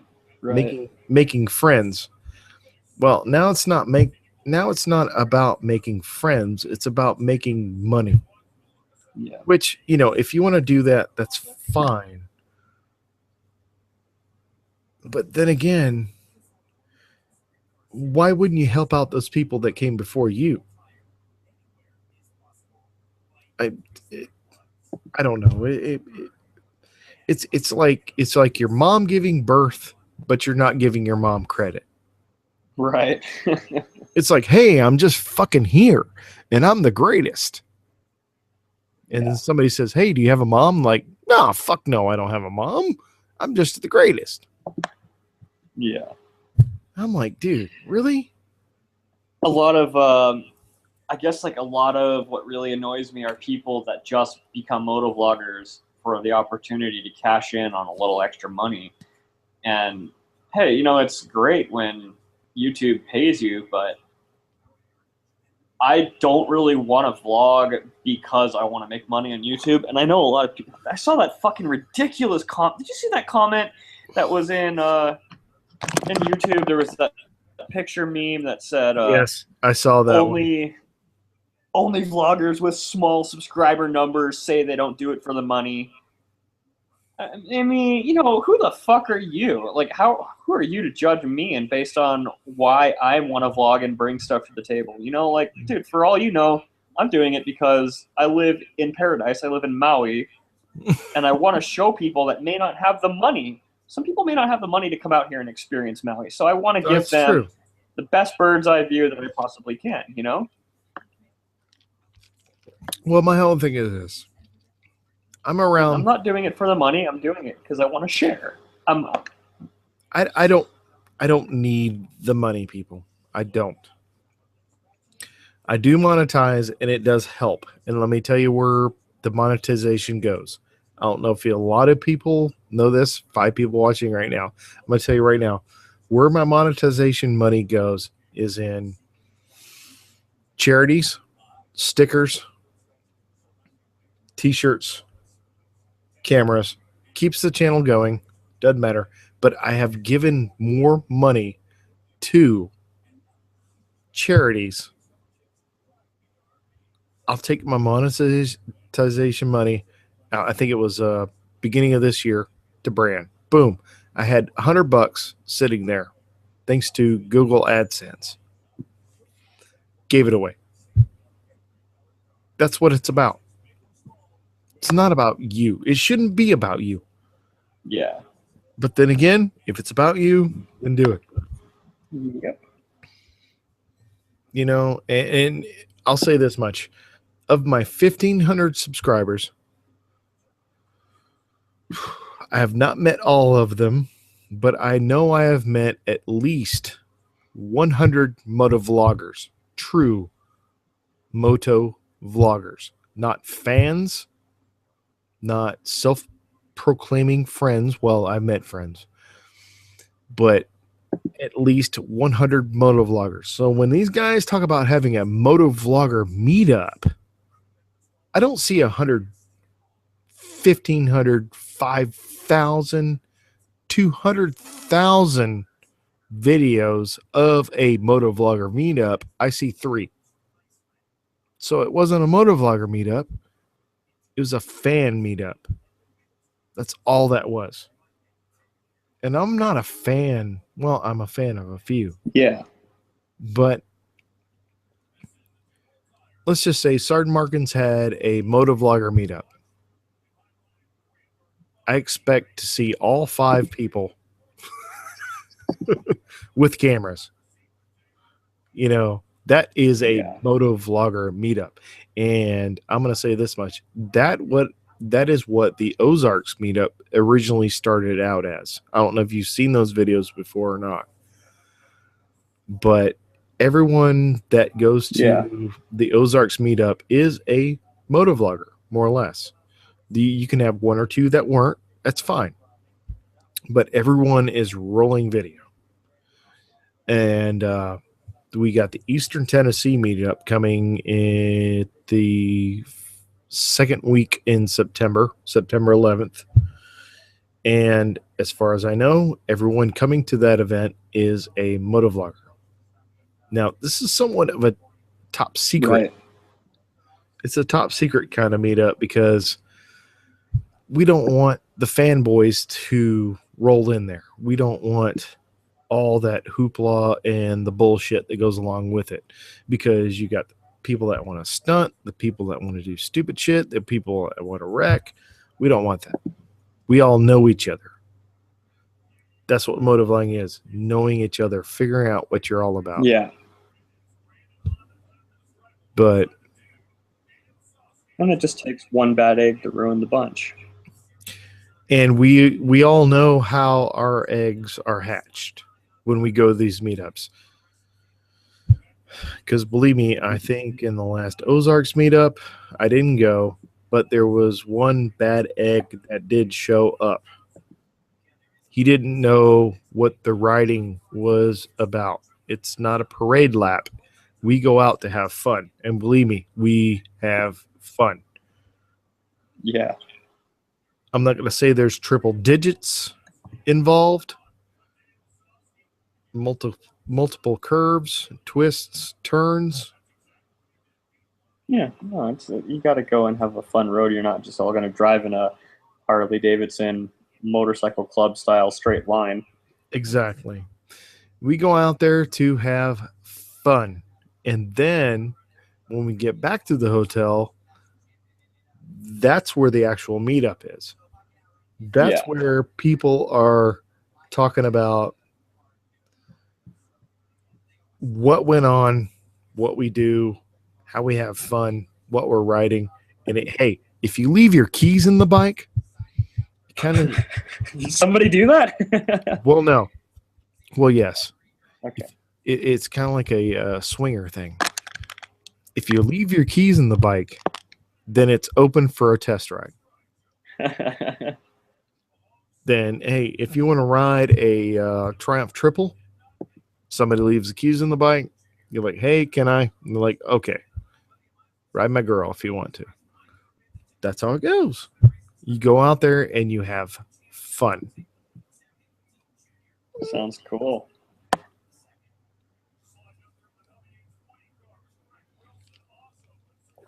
I think the chat room is dead because Motocron's not in here. Yeah, and Christina left. She had a barbecue.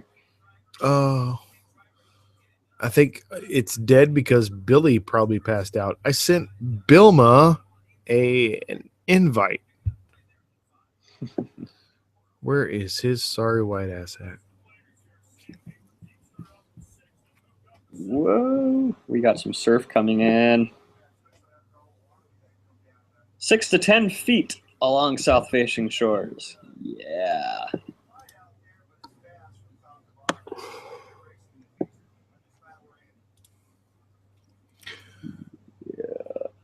Oh, no one else on Facebook. You know, it's a Saturday night. Everybody's out doing something. Something. What would something be?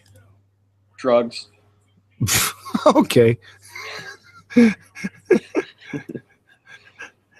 I don't do drugs. I can't. And believe me, the day I retire, I'm going to load up and shoot up and freaking go freaking nuts. And we're like, I want to know what drugs is all about. Next thing you know, you'll be riding with a big group on a vlogger meetup, and a couple of bags of Coke will just pop out of your side fairings. And like, hey, where did that come from? That's not mine. It's not mine. Oh, it's just it's just my bike leaks oil, so it's absorbent powder. Yeah, it's just to clean up the oil. Oh, that's great. Oh my gosh.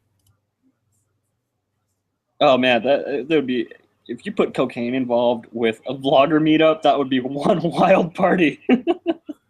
Oh my god. Imagine the shit talking that would go on there. That would go on there. Oh, and the fights and yeah, there'd be a lot. Bloody noses and broken noses, and the next morning they'd be hugging, and you're like, "I love you, man." Like, fuck you. You talk shit about me. And be a bagger, bro. Don't print. Oh, that's funny. Pasty.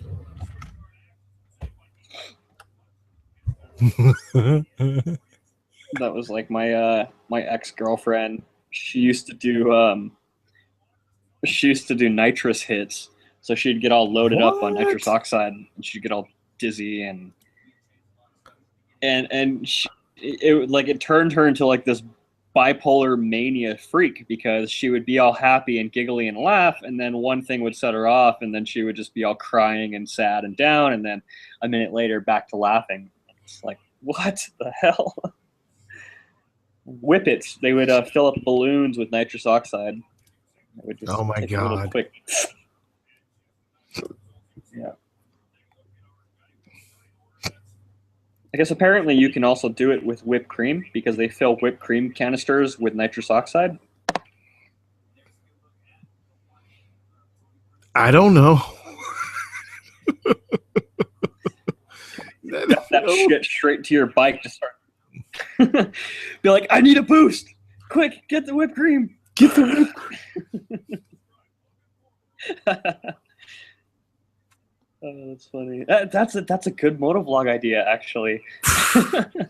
Yeah, I used to do that, and Just I still sort of do, and that maybe that's when you get back into it, do something to that effect.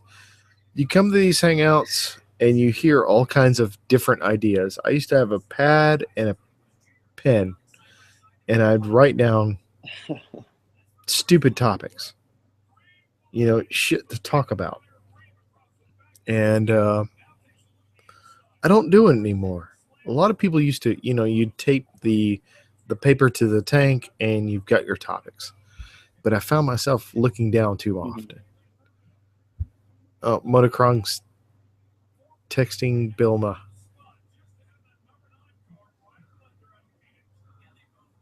Yeah, Motocron, tell me how he's... Yeah, I don't have his number.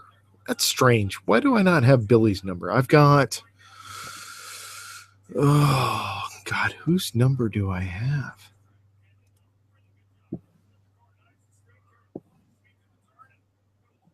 I got AZ Wacko's number. I've got... Shit, I've got a bunch of vlogger numbers. I don't text them, though. I don't want to bug them. That's just me. right. Yeah, it's going to be interesting because I'm riding a dual sport, but I got a pee. accidental broadcasts and those guys.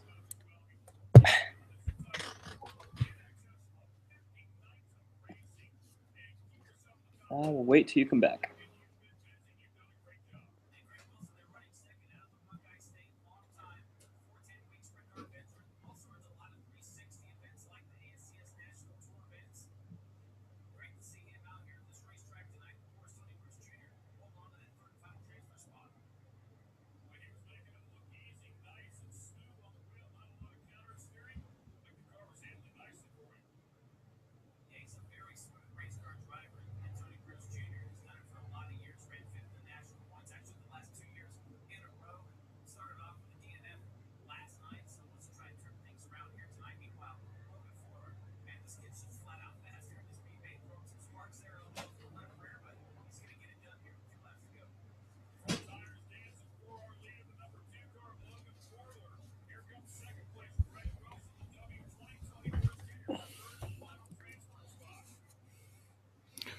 You still talking?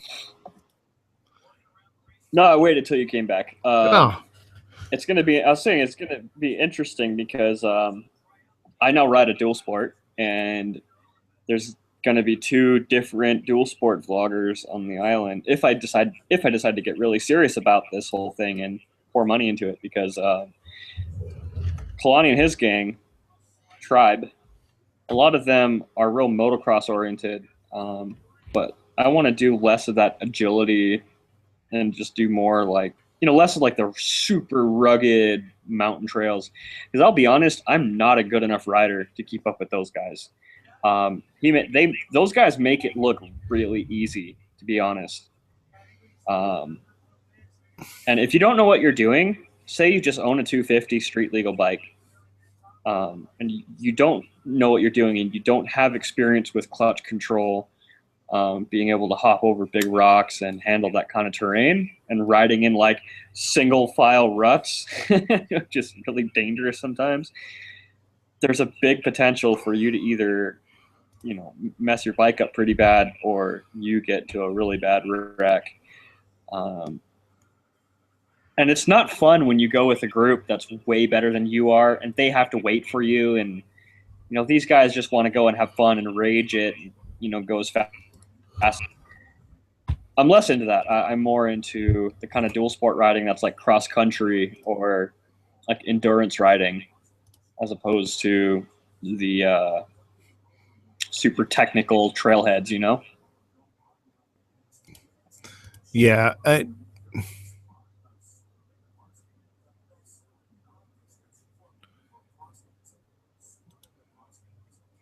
Yeah, I hear you. Well, a lot of it is done in post. A lot of his editing is phenomenal. So you get to see the greatest things and not the worst of things a lot of times, or he puts up the worst of things and not the greatest of things, or how long it takes to get out there, or any of that crap. But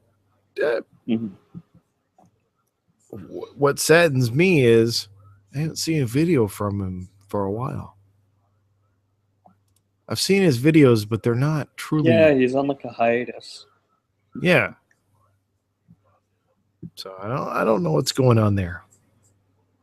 And if you can take us on tours of Hawaii, or the main islands or islands, I don't know. That would be awesome.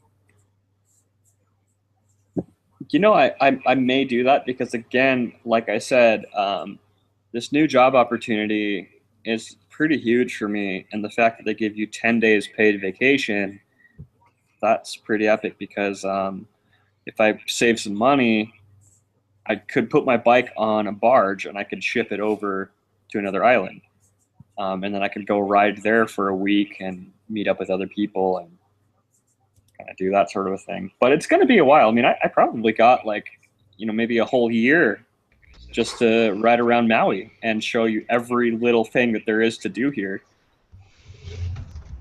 Definitely. I mean, because trying to think of his name. His name. He does the tooling around videos.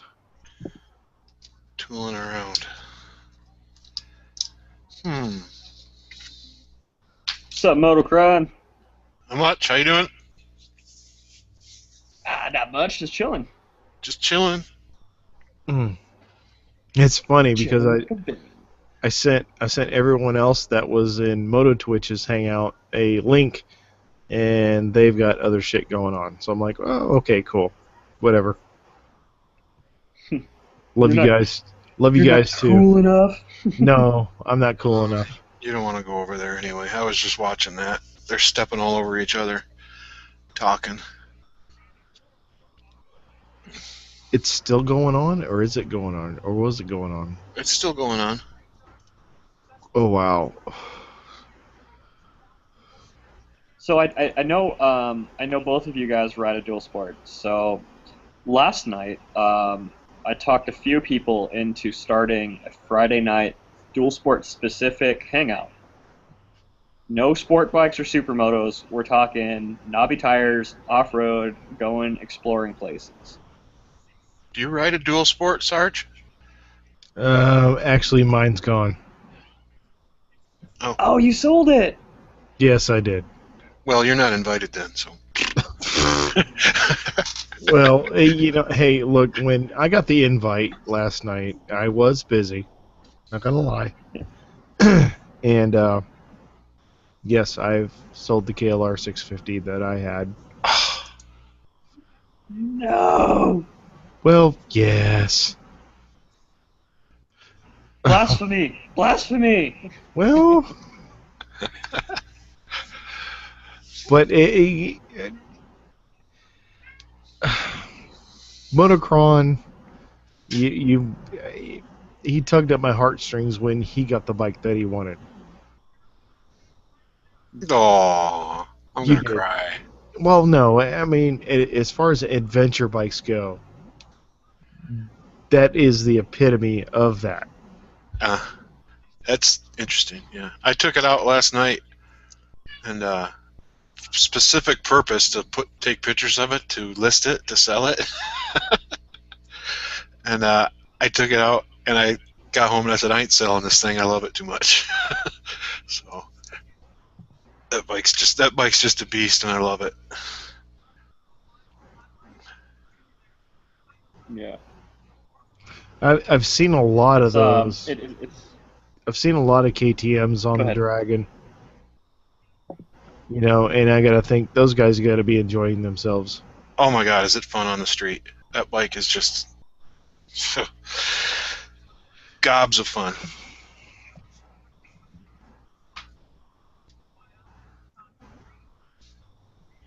All I can hear is my cat purring. What happened to Billy? Is Billy still around? He's drunk. He will not reply to my text. So he's either texting someone else or he's passed out. Oh. God. Utah. That looks like a fun place. Yeah, how was that trip? It was amazing. It was amazing. I saw your pictures. I follow you on Facebook. Yeah, And yeah, you put a shit ton of pictures up there. Those were beautiful. yeah. It's you can't take a bad picture there. But coming from the east and going west, we all want to see rocks, and they come over here and they all want to see trees. So it's just different. So, but it's amazing. I enjoyed the hell of it. I'm ready to go back. Yeah, I spent I spent like a year of my life in Ohio. Yeah, there's too many trees. You get tired of the trees after a while, especially because that's my job. I'm in trees all day. Oh yeah. Dunn and the Five got it. Andy Bumatai. Andy Bumatai, he's a good vlogger. He's funny. Yep. He's or is or was stateside.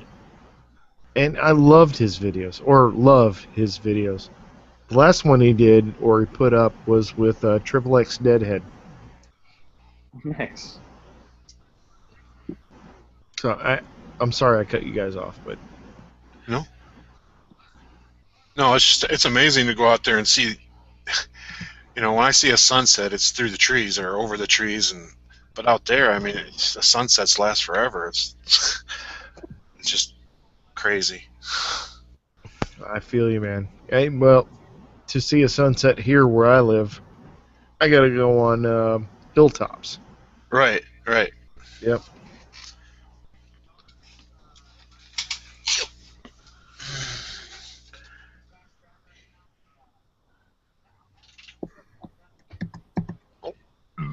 Excuse me.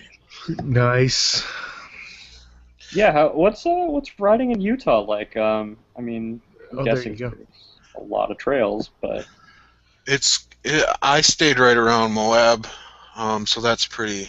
Get down, cat. It's not just you out there. There's Jeeps out there. There's big thing I wasn't expecting was Polaris razors. Hmm. They rent those by the million there. But if you get out early, you get the trail to yourself, and rocky, lots of rocks. Around here, it's sand and dirt, so that was a change. Just the views are amazing. Some of the trails, you're right on 1,000-foot drop off on the other side of you, Wow. and it can be a little intimidating. I mean, I was by myself, so I was taking it easy and going slow, and I was more there for the views. But Yeah. it's every once in a while, I'd open it up when I got away from that cliff. It's beautiful. I mean, I only touched on the trails that were there or nearby. There's so much to ride, and a lot of it's just is BLM land, and you can ride pretty much anywhere you want. So, it's an amazing place. Yeah, you want to get a good taste of Utah, you need to watch Everride or Mr. Duff Factor or Dr. Dual Sport. Those guys are all out that way. Yeah, there's a Andy Bumatai dual vlog with Everride right here. Toolin' Around show featuring Everride. I haven't seen that one. Everride doesn't put out many videos though. He kind of slowed down. He went full time, but Yeah, he got away from his every Thursday, Sunday night thing. He just posted a pretty big popular one.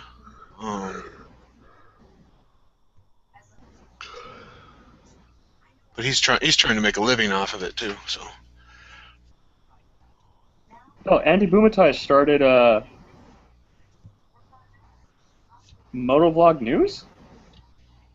really, Yeah, it looks like it's under his channel. What the I heck? can't keep up with everyone's extra channels. Motovlog News. Yeah, Andy Bumatai tooling around. It's on his channel. That's cool. I was kind of waiting for somebody to do that. Somebody to just have like a sit down, like a podcast and talk about people's channels and maybe host and feature people's channels in a podcast. You know. how do you spell his name? I mean, Andy. Andy. Yeah. Andy. Bummt. Bumatai.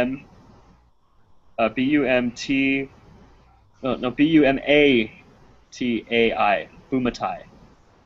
Is he an old video of one of Hawaii's favorite comedians? I just came up on my search engine. Is he a comedian? He is. He's a comedian. Okay. Can you put it in the side chat? Just copy and paste in the side chat. The link? Yeah, sure.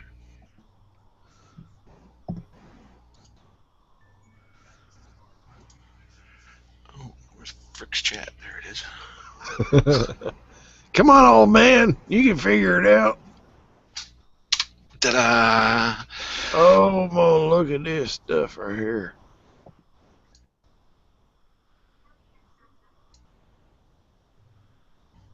Hukani. Is that him? Well, Andy. that's... Andy Bumatai, Showtime, 1988. This can't be the same guy. It's him. And now he's a motorcycle vlogger? Yeah. Mm-hmm. With gray hair. Okay. And he rides an Indian. Nothing wrong with that. It's called Salt and Pepper. That's what I call mine.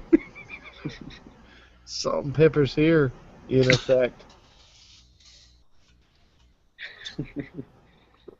Push it real good. Push it. Oh yeah. I just got the pepper. I don't have the salt yet. Okay, I found his channel. Let me Andy next. Bumatai, tooling around.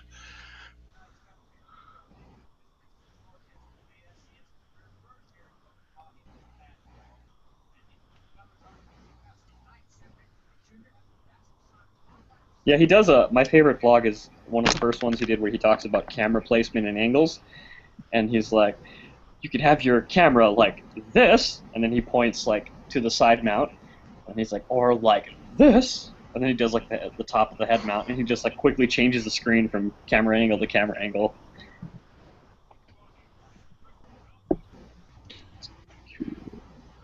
Looks like I don't know, his videos look just like they cater more to the biker. You know what I'm saying? Yeah.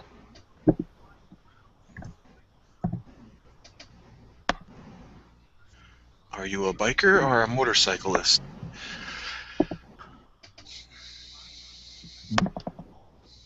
That's actually a good question to ask people, because if you are a motorcyclist, chances are that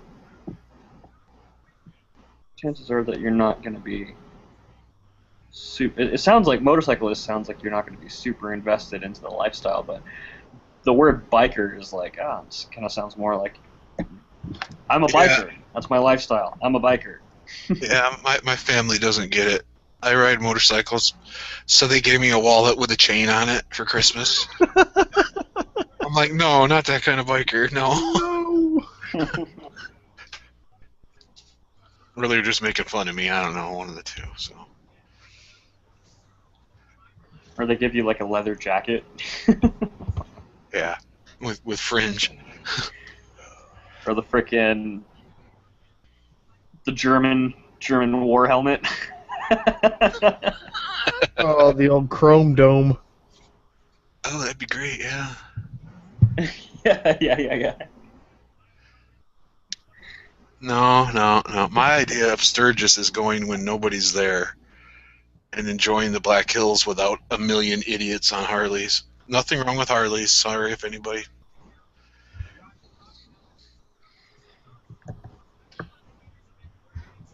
No, but I was. My friend has two bikes. He has a 1985 Honda Shadow, and he has a Harley Davidson 1200 Sportster Custom.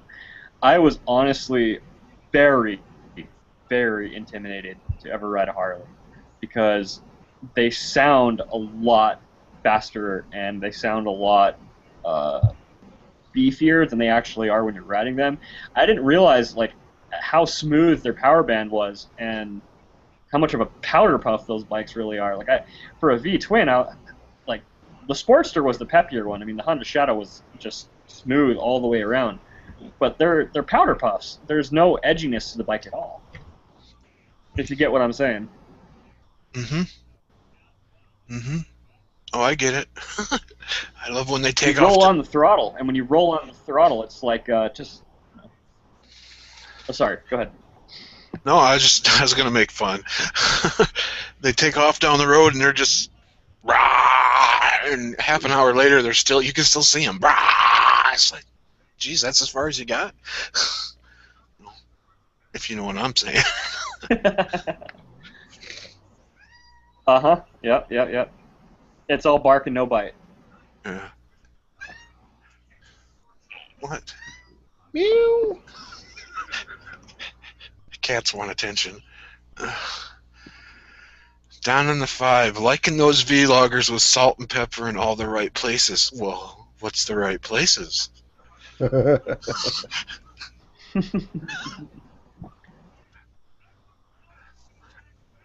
Oh.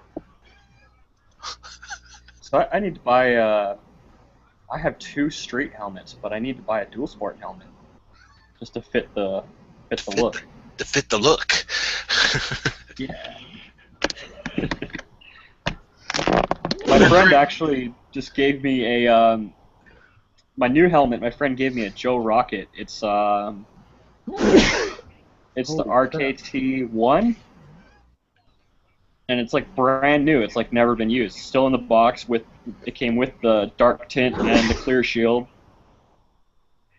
And I thought it was just a cheap helmet. And I looked it up and I was like, dude, this thing's like freaking $250 brand new. And he's like this ex-motocross racer. Like he got sponsored and went to Vegas and competed in the Supercross, and now he decided that he doesn't really want to do that anymore because he had a really bad back injury and couldn't really afford all the medical bills. So Holy It was crap. pretty interesting. He gave me a whole bunch of gear for free. He gave me some gloves, a helmet, a bunch of like riding armor. I Fuck was it. like, oh, Take this it. is cool. Yeah, Take Yeah. it Take it. mine, to the limit. More mine. time. Put me on a highway. It shall be something. A sign. A sign. I knew it was a sign, dummy. Take it to the limit. One Sarge time. Oh my god, my nose is stuffed up. I'm sorry. Oh, So I'm gonna say, my concern with a dual sport helmet is, aren't they? They a hell of a lot noisier. They are, yeah. Yes.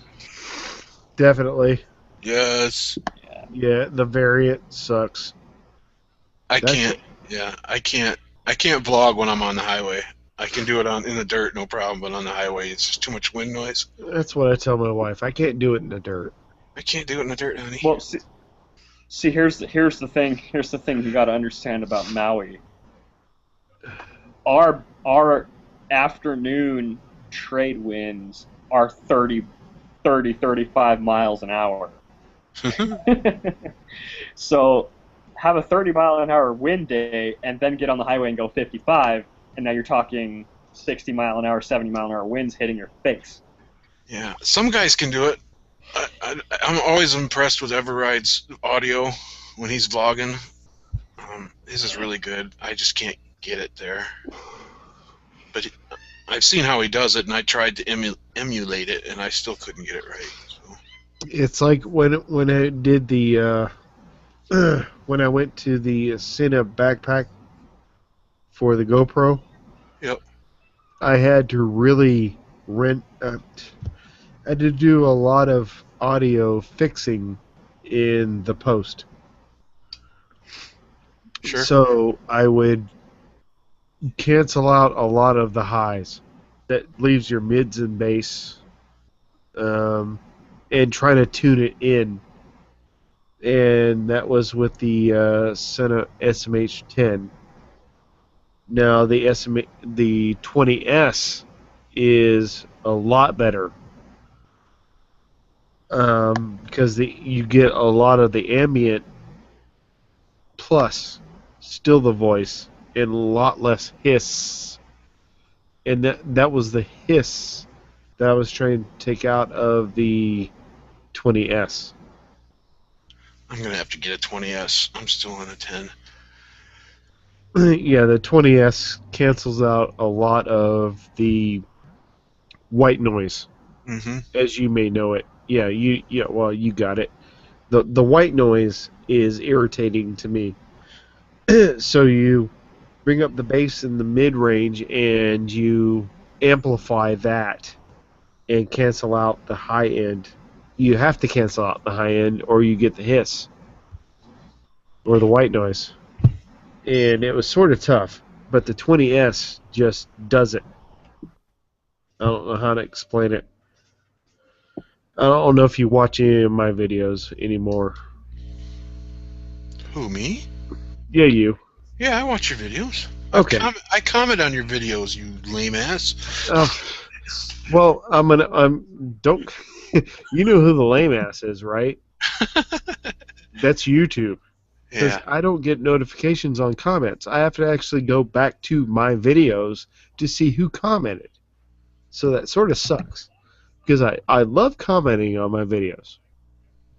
Oh, I know. That's what I like comments more than anything. Yeah, well, that gives you feedback on what you're doing right, what you're doing wrong. Actually, my last couple of videos have gotten no thumbs down, which is no thumbs. My nose is screwed up. Less thumbs down, which is awesome. I think I've been making back friends from where I made enemies. Well, I found this about new motovloggers. They don't take criticism well. And so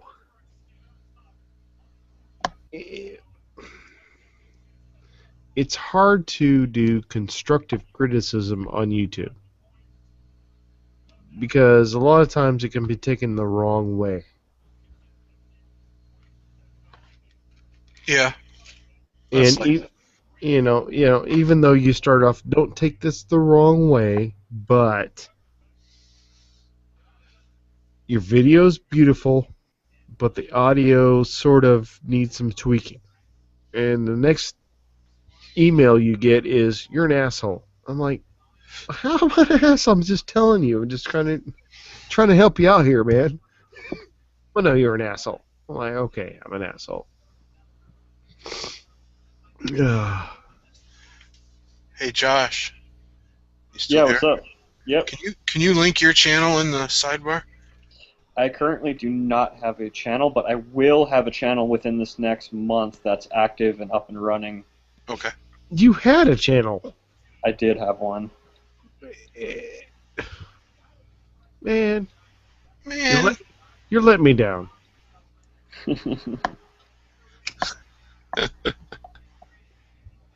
Thought you quit smoking, Sarge. I did. Uh-huh. I can hear you.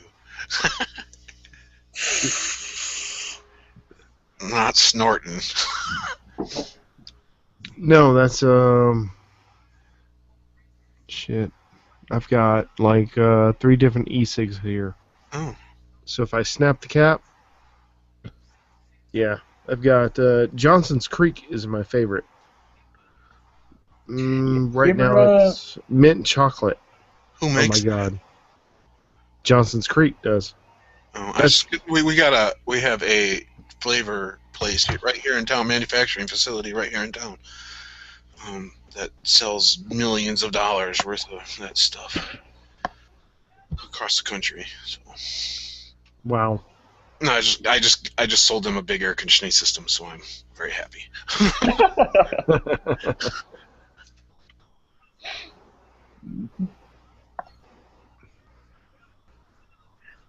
Yeah, you know what? When I quit smoking about 4 months ago, and I was a smoker for about 4 years. And I was doing about, not bragging because I'm not proud of it, probably about 2 packs every 4 days, so about half a pack a day.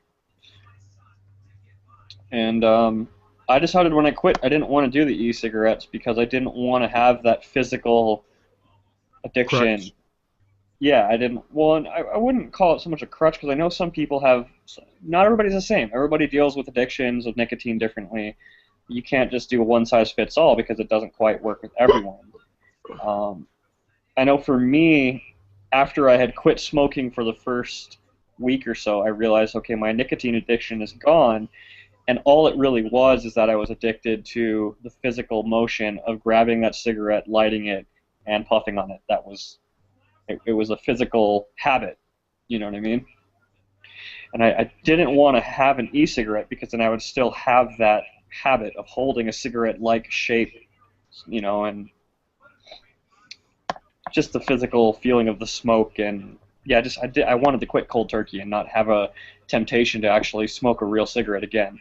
That's the best way to go because actually I do the e-cig now. And I'm on Chantix. Yeah. And if I have a real cigarette right now, like I was accused of doing. I'm sorry. Oh, that's cool. That's cool. That's cool. No, but no. I tried it. What is it? About 3 or 4 days ago. I've been going through a class. It's a little stressful. We all take a break. We all went outside. I had my e-cig, and I smelled cigarette. I'm like, can I have one? And I'm on Chantix. I'm on e-cigs with no nicotine, mind you. So I'm off the nicotine actually. And so this girl that's in the class, she goes, "Well, it's menthol." I'm like, I don't give a shit. Just give me the damn cigarette. And I light it up, and I took 2 puffs of the thing, and I was so freaking sick the rest of the day. I couldn't even concentrate. I don't know what's working or what's not. You know, the e-cig, I guess, and I see it as a crutch. It is. It's a habit thing for me, and plus an addiction. So I guess the addiction is winding down, but the habit is still there. Does that make sense? Yep. So the habit, I still stepped outside with the smokers, Mhm. and I was still out there with the smokers. But oh god, that cigarette was so freaking. It was nasty, and I was sick. I wanted to throw up so bad. But there's nothing. I drank water the whole day. Hadn't had lunch yet, and I was like, oh, and I was like, oh, this ain't working. So, yeah, you're the best. The thing I found out, the best way to stop smoking is to never start. Don't do it. Yeah. Don't do it, kids. If you're watching, don't even start. But I have to say, I've never felt better. Um, it's not only the nicotine, it's the tar and everything else in the tobacco that brings you down. The energy levels that I've experienced are like when I was 18. But yeah, don't do it. Yeah, Okay, dude, I was smoking American Spirits. If you're familiar with those, generic as fuck. that was the American Spirit menthol organic, and those things are hard to take a puff on, you know. So imagine I was going through 2 packs. Those things have a lot more tobacco than a standard size cigarette. I mean, we used to call them the 10-minute cigarette because it would seriously take you 10 minutes just to smoke one if you're not constantly puffing on it. Oh, I couldn't do it. There ain't no way. Ain't no way right now.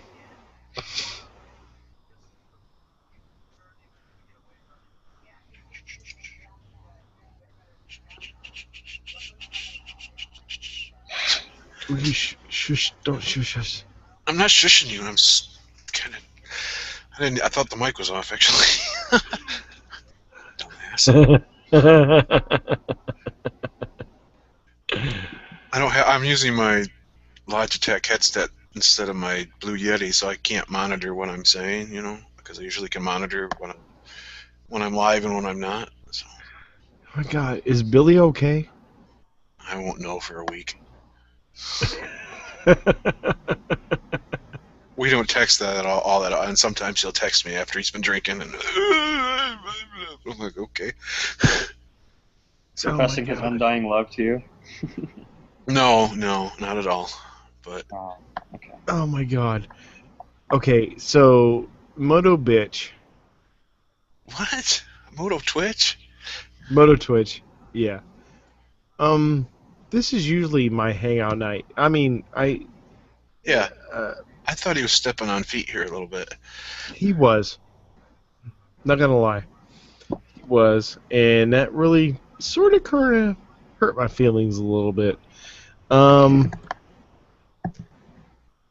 He did this, okay, and I'm seeing all my friends that are normally in my hangout in his, Yep. and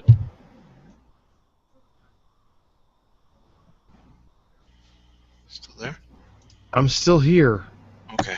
I'm just worried because I've been buffering all night, so. Yeah, a good friend of mine is really in that hangout, so I don't know what to say. I sent 2 links to someone, and 2 links to someone else, and a few others, and, well, hell, they're all over there. And I'm like, dude, really? Really? So, it's just, I don't know what to think. So the originators have fallen. We have fallen, my friend. Motocron.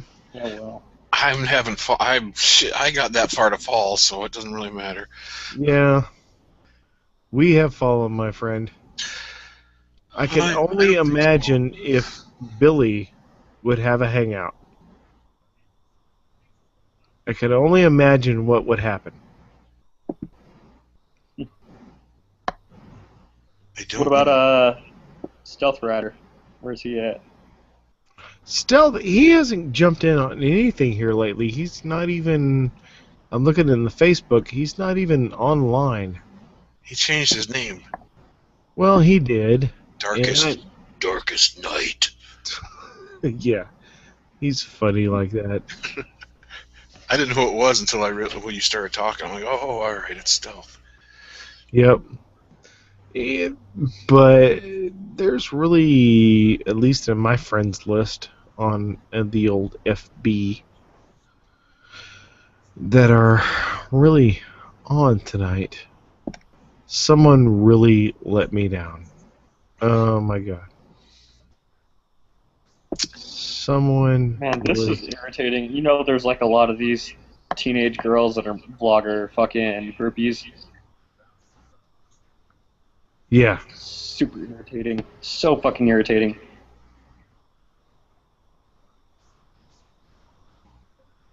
Well, they'll go to 2, 3, 4,000 views and subscribers, and they're just groupies.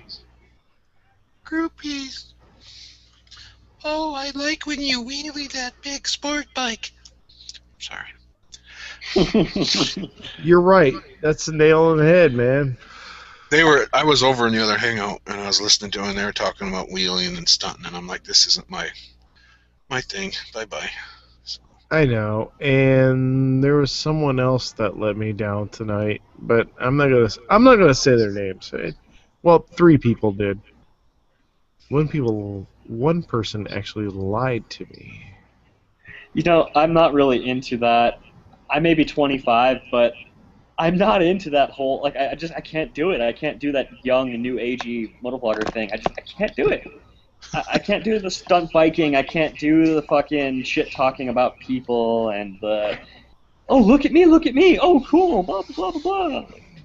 Me.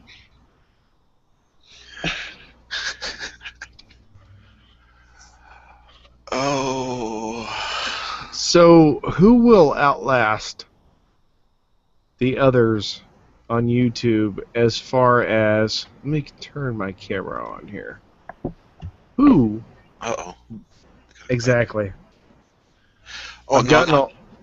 Go ahead. Shit. I tore this arm. Thank you. Look at that. There, Guns. Yep, that's a gun. Who tore their arm? Pretty much. Hey, we're the monkeys. Hey, we're the monkeys. I'm sorry, you just reminded me of Mickey Dolenz now. I'm sorry. I'm not. Yeah, you made that comment. I didn't catch on at first. I know. But I do know that series. It was really short-lived, though. Well, I don't remember it. I wasn't around when I remember it in the reruns, you know. So. Yeah. Anyway. Oh, anyways, who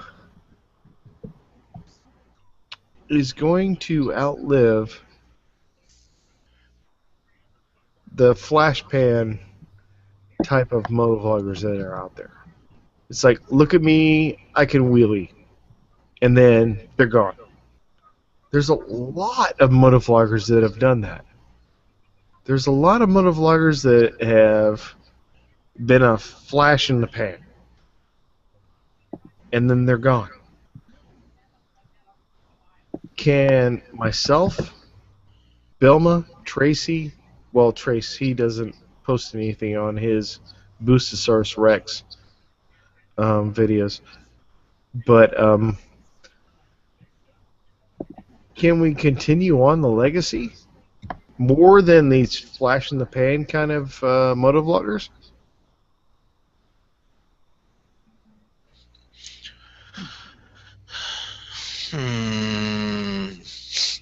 I would say if you're young, and no offense to you, Josh, but if you're young and you don't, I mean, shit. When I was 25, you lose interest.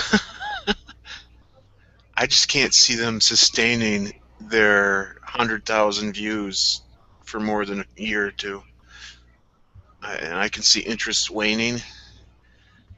And What I've seen from a lot of 3 or 4 motovloggers, they have gone on to doing video games, which keeps interest with, you know, the 10 to 18-year-olds, and they do that. You know, some people don't even put out vlogs anymore. They're doing just the Twitch thing, and they're doing the video game thing, and the video game thing is making them money, and they advertise it on their motovlog channel, which gains them subscribers, which makes them money, but they're not motovlogging. You know, it's like, I'm on Twitch now, come check me out. Yay. That's not me. I make motovlogs. If you know what motovlogs is you're riding a motorcycle and you're doing a vlog about a topic, person, place, thing, or object. Mm-hmm. And they don't do that no more. Yummy R6. Case in point, he hasn't made a motovlog in, I would say, about 6 months. An actual motovlog. To, you know, he's got people sending him stuff. He does vlogs on people sending him stuff. But I don't know. I don't know how to put it. They're not motovloggers anymore. They're just entertainers. And that's it. That's just it. They're Saturday morning cartoon people, or Sunday morning cartoon people. They're not making T-shirts or dirt. Actually, of which I'm going to say this much: I made a T-shirt for myself. And this is something I'm going to test the waters with. I'll do a giveaway. You don't have to buy my damn T-shirt. If you would just make a video of the shirt that I send you. You? Who's watching? 5 people? That's lame. But it's not that bad. They only got 6, so. But yeah, I would make a similar T-shirt to mine and send it out. Oh, we're tied now. We're tied? Yeah, 6-6. 6-6. But yeah, I just I don't know. I don't know. It's weird. The whole vlogging isn't originally entertainment purposes. What was that, Josh? Vlogging isn't originally entertainment purposes. We're not a vlogger. You're not an entertainer. You're not there to be a performer and show offy and stuff like that. It's not about that. I mean, the whole reason why you vlog is you have something you want to share with the rest of the world. You're sharing. You're not performing. You're not entertaining. You're sharing your life. I mean, just like, do you guys listen to NPR and you listen to podcasts and like Coast to Coast? Yes. I mean, they're sharing ideas and concepts and thoughts and things like that with other people. They're not it's not for entertainment purposes. It just so happens that it is entertaining because you enjoy other people sharing their lives.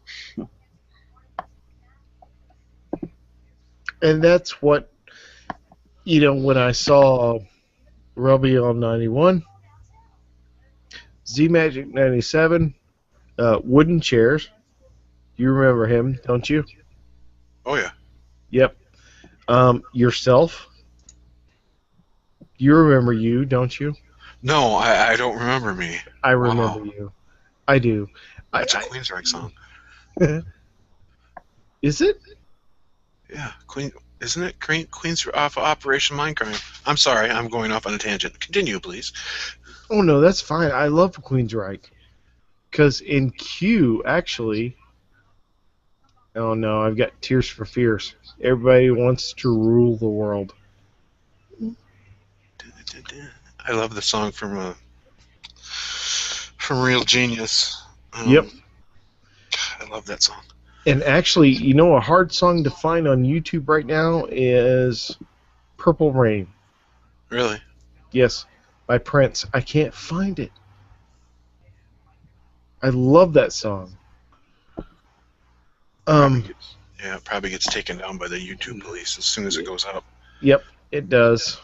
That's what I've found. Anything, it's like it says with lyrics or anything like that, the song is gone. Yep. Even if you go to Prince's Vivo channel, it's not there. It's weird how that works with some artists, that some songs are available in the UK but not in the USA, It's weird. Yep. Well, anything I've included audio or audio with video, they often get blocked in Germany. Right. Like, what? Sorry, Germany did not pay royalties for this song, so. Yeah. But Purple Rain is a freaking awesome song.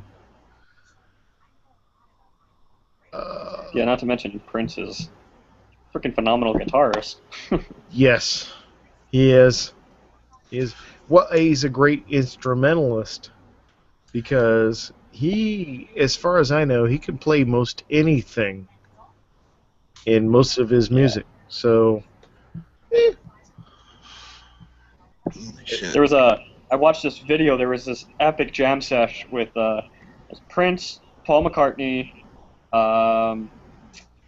Who else was there? There was I think Steve Vai and a bunch of really awesome guitarists, and they played "As My Guitar Gently Weeps," but it was like this totally rocked out extended guitar solo version. It was awesome.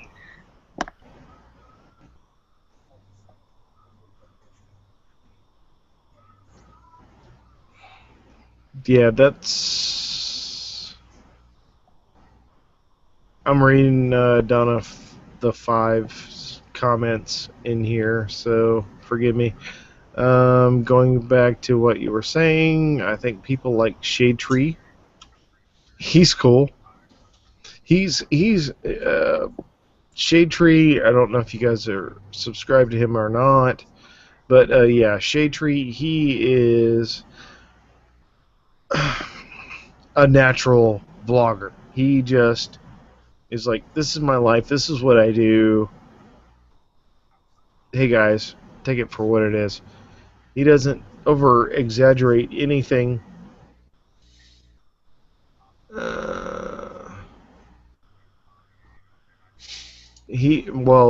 What Don and Five says, he is more of a day in a life kind of thing. And yeah, you're right. That's what a lot of us motovloggers started out doing. This is a day in our life. Hey, we're here in Iowa, and we're making a video. That's what we would do. It's not like, hey, look at our wheelies. And a lot of these guys, from what I've seen, they make their videos within a 10-mile radius. They know their neighborhood. They know their roads. They know all that crap. And they make that video there. That's it. But if you take them out of their element, it's like, hey, this is a Jake Garden Snake meetup. It's right here. But if you did a Jake and Garden Snake in Kentucky, Jake would be about here. Does that make sense? Jake would be out as an element. And there's a lot of motovloggers that I met that can go out and ride any of the roads that I ride or any of the roads that I've been to, and those guys would tear them up. Downshift would be one of them.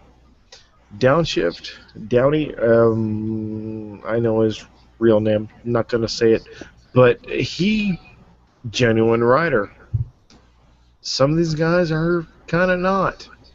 It sort of eats me up about that whole thing. I've met people that come here for training, and I see them on the computer, and they're talking about, hey, have you seen this motovlogger? I'm like, may have heard of him. I play stupid for a second, and it's like, yeah, I want to get a bite because Jake, he's got. I'm like, Jake, who? Jake the Garden Snake. He's like doing this stuff, and he's like, I'm like, do you really know him? Do you really want to ride that way? Well, yeah, I know. I was like, have you ever heard of Sergeant Markins? Like, no. I'm like, could you please check out my channel? And I've gained subscribers that way because I give them a different perspective on. It's not about riding a motorcycle as a hooligan. It's about riding a motorcycle, period. And that's why I think I don't do the how-to videos. I won't do them. There's a billion of them out there. They're wheelie videos. Wheelies on 2 of my bikes are really too easy, actually. Power-ups are stupid. What else could there be? I don't know. Yeah. Moving your chain, not cutting your finger off. Well, my take, Sergeant, my take on this whole thing is that there's a lot of people that are in love with the whole idea of becoming a vlogger because there's a lot of pizzazz and glam that comes with it when you get subscribers and you have a channel and you get the exposure. And I think a lot of people are just seeking attention again, and I think maybe they don't have friends, and maybe their situation, they want to be noticed. And in a way I feel bad for those kind of people, but at the same time you got to think about how dangerous it is to ride a motorcycle in the first place and how much concentration there actually is involved with riding. And I think it would be a really wise choice that if you are deciding to buy a bike and you're a new rider and you don't have a lot of experience, to go ahead and take those first 2 years of learning to become a better rider before you ever strap a helmet and start talking. The first year or two it should be focused on the road. And and my first year of riding wasn't even on a motorcycle. It was on a frickin' Vespa. It was on a moped. And that's pretty dangerous as it is too, and you learn a lot about like lane selection and keeping up with traffic and being vigilant, like we were talking about earlier, having that 2-second wait at the green light, and those are all things that you just kind of learn, and it's dangerous if you're trying to think about what you're going to say next in a vlog and constantly thinking about your video as opposed to developing your riding skills and being safer, That is so freaking true. You can't buy a bike and just be a motovlogger. You're right. You just can't do that. Yeah. Yep. Because people will see right through you. Yeah, I had that. I remember a few years ago that I had that topic on one of my vlogs that I've taken down since. You know, you get into motorcycling for the ride, for the feeling, because you enjoy it. You don't get into it to vlog. I mean, get out there and ride for a couple of years before you start sticking a camera in your face. Well, there you go, Joshua. Write that one down. Yeah. That should be your first vlog. Yep. Like today or yesterday, There I you just go. went. Yeah, I just went And you out know, on. I was lucky enough. Go ahead. There's a big lag. I'm sorry. You know, I was lucky enough that I had cousins who had dirt bikes, so I have a lot of, experience and familiarity with riding motorcycles through them. Um, but the game changes because there's a lot of these young kids that maybe live on a farm or a big property and they have experience riding dirt bikes.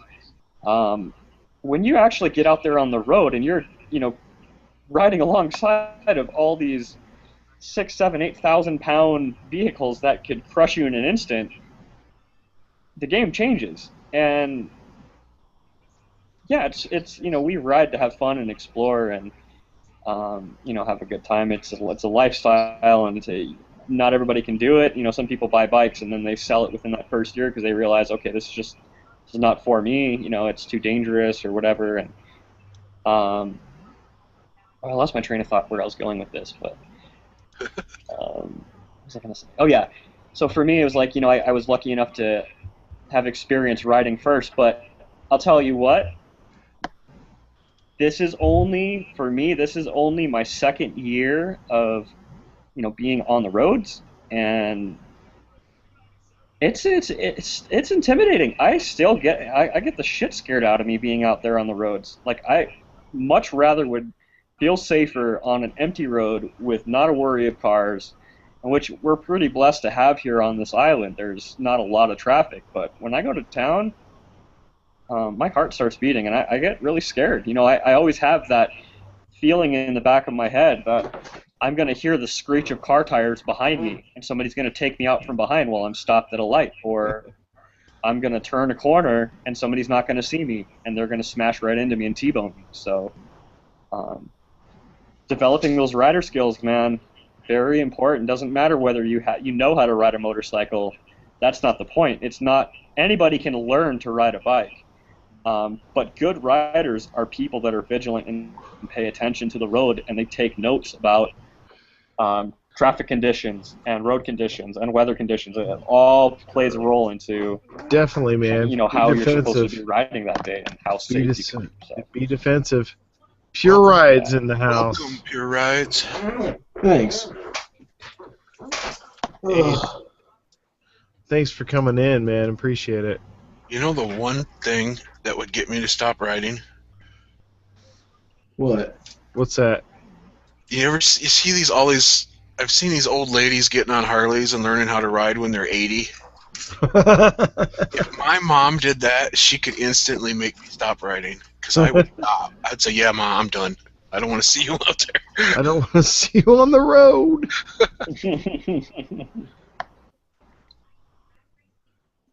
Huh, never thought about what would make me stop. Sudden Oh, impact. I'm Well, that pretty would sure make me being stop. paralyzed would make me stop, but other than that, I don't know. No, just call OCC. They'll build you one. I'm just talking being completely paralyzed. You can still ride without legs. Yeah, right? you can do it with a straw. Oh, okay.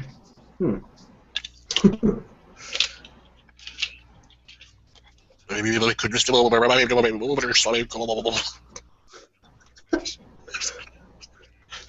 Sorry, that was a bad Stephen Hawking. Just a bit. One blink is gas. 2 blinks is brakes. How do I turn? Jim Howard's in the room. You'd have to roll your eyes to turn. Oh, okay. Or just like make a program that like tracks where my eyes are, and wherever I look, I turn, because that's how it works anyway. That could work. 7 watching now. We are on Like the rise. that That's like that new Scully helmet. I heard they're gonna have a program in that Scully helmet.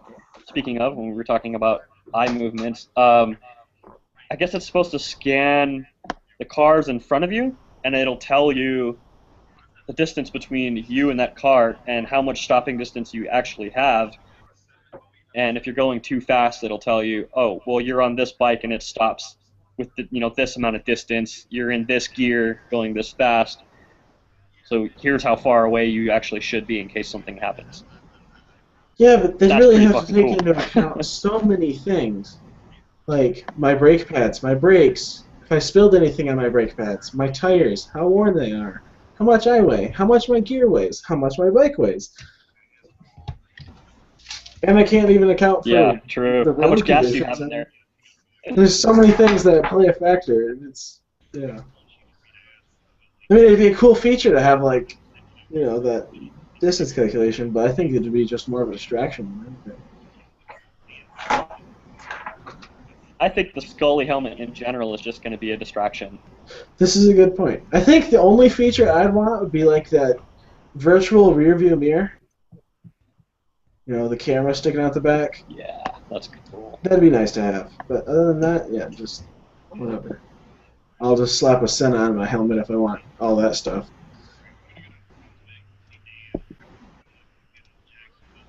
And it's a heck of a lot cheaper. Yeah, you could do like Space Pod. You could do a GoPro strapped to the tail of your bike. Huh? Oh, does he have it? That's just for recording, right? Or you get really oh, nerdy. you were talking about as a rearview mirror. Oh, yeah. Yeah. No, he does that for just recording. Okay, yeah. If you really wanted to, you could like set up a tablet with Bluetooth and then set up a GoPro on the back of your bike and just use that as a rear mirror.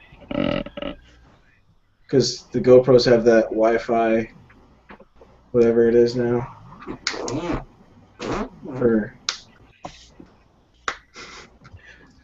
Yeah, they got that delay. You could feel somebody hit you from back and then watch it. I don't know. I've never had an action camera with Wi-Fi, so I don't know how delayed it is. Yeah, you can watch them hit you after you get hit. Yeah, exactly. Just be like, oh, I saw that coming.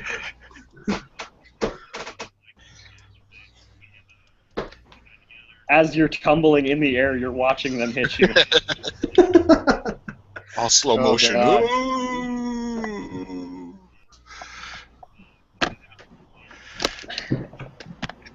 Oh, that's my biggest fear, man. I'm so afraid that somebody's just gonna freaking take me out sitting there at a red light. Yep. Sitting at red lights, I'm always watching my rearview mirror until there's like a couple cars actually stopped behind me. That'll take the blow if something happens. That's why dual sport rules. Why? Oh, because you don't have to deal with stoplights. There's not that many people out there trying to kill you. That's a good point. I want to get another dual sport. I kind of miss it. Dirt rules. Yeah, Why don't you just put knobbies on your sport bike? there you go. I have seen people turn FZ1s into adventure bikes. Who's that guy that rode the... I can't remember what it was, R1 or something. He rode it around the world, man. It was... What? Yeah. He had a big old box on the back of it. I can't remember what bike it was, but he rode it everywhere. He's mud through the Amazon, the jungles, and snow. It was crazy. Oh my gosh. Wow. Have you seen Baron von Grumble's video? Yes. He's when he riding takes his his Suzuki Gixxer Gixxer and he takes it off road and like eats shit in the mud. down. Oh man, he drops it like 3 times too. That was like his main bike too. It's not like he took a So spare bad. or whatever. Yeah, it wasn't R1 or just do a Yeah. Google search for R1 around the world. It comes up. No thanks. I'll go buy like something like a With my DR650 with or with my new job here, I'm gonna have some extra money, and Shit, I'm in the wrong freaking room. Okay. Wait, what's this thing? Extra money? I'm a college student. What's this concept? I don't know what it is. Every What? time I make, it's like, oh hey, you still owe 10 grand this year for school. Like crap. Oh, he's gone. Oh. Oh, the crazy. God, I had too many windows open, man. I'm sorry. That's all right. I was just looking at the wrong freaking chat room, dummy. There was a shit ton of chats going on. I was looking at my feed, someone else's feed, someone else's feed, my feed. Tears for Fears. Where did that come from? We were talking about that earlier. That was music, peeing.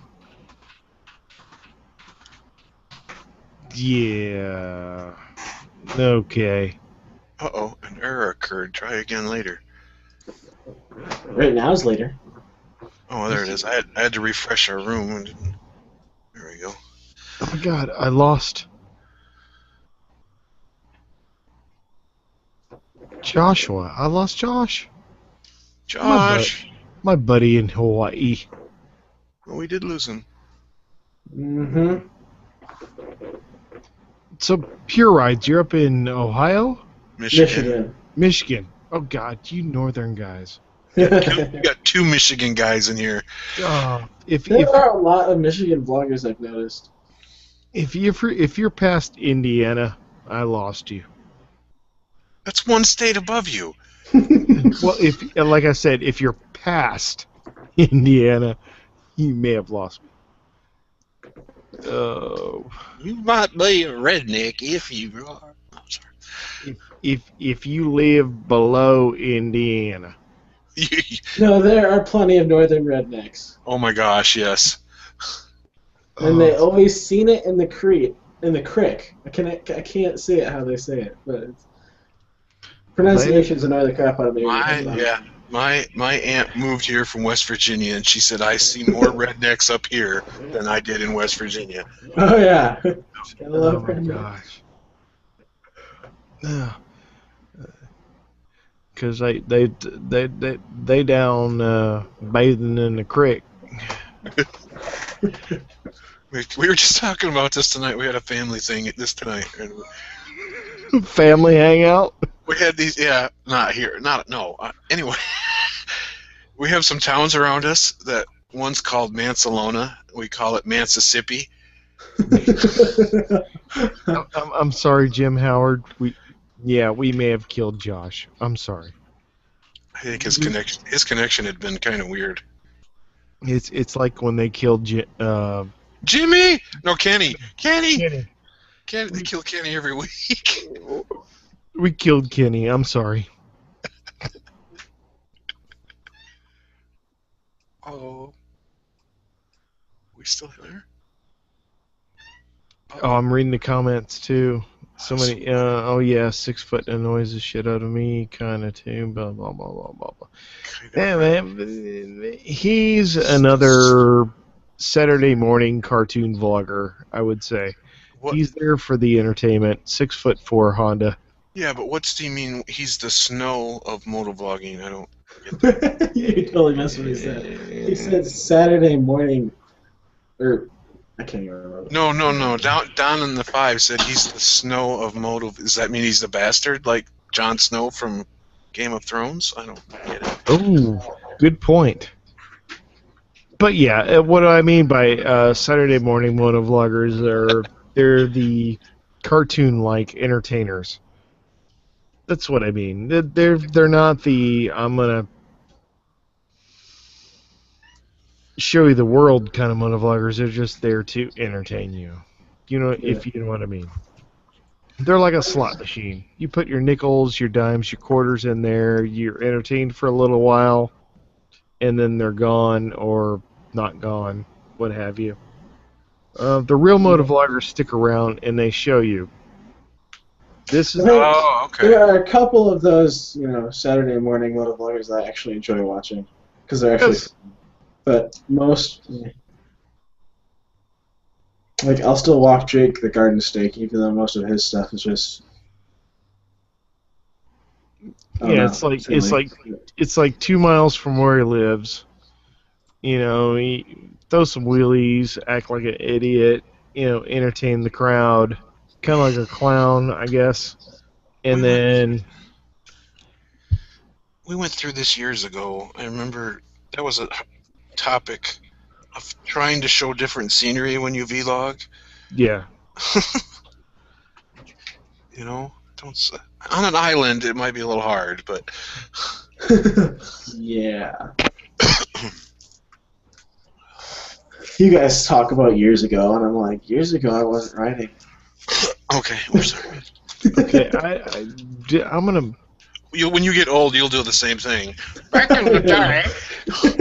In my day, we didn't have condoms. We had a rabbit skin, and we tied it on tight, and we liked it. No, Oh my god. that's funnier now. We were talking about that too today. You know that skit? They didn't have condoms. They went down to the sausage shop and got some sausage casing. Oh my god. But yeah, that's us already in like what 3 to 4 years. We're the nobodies of motovlogging.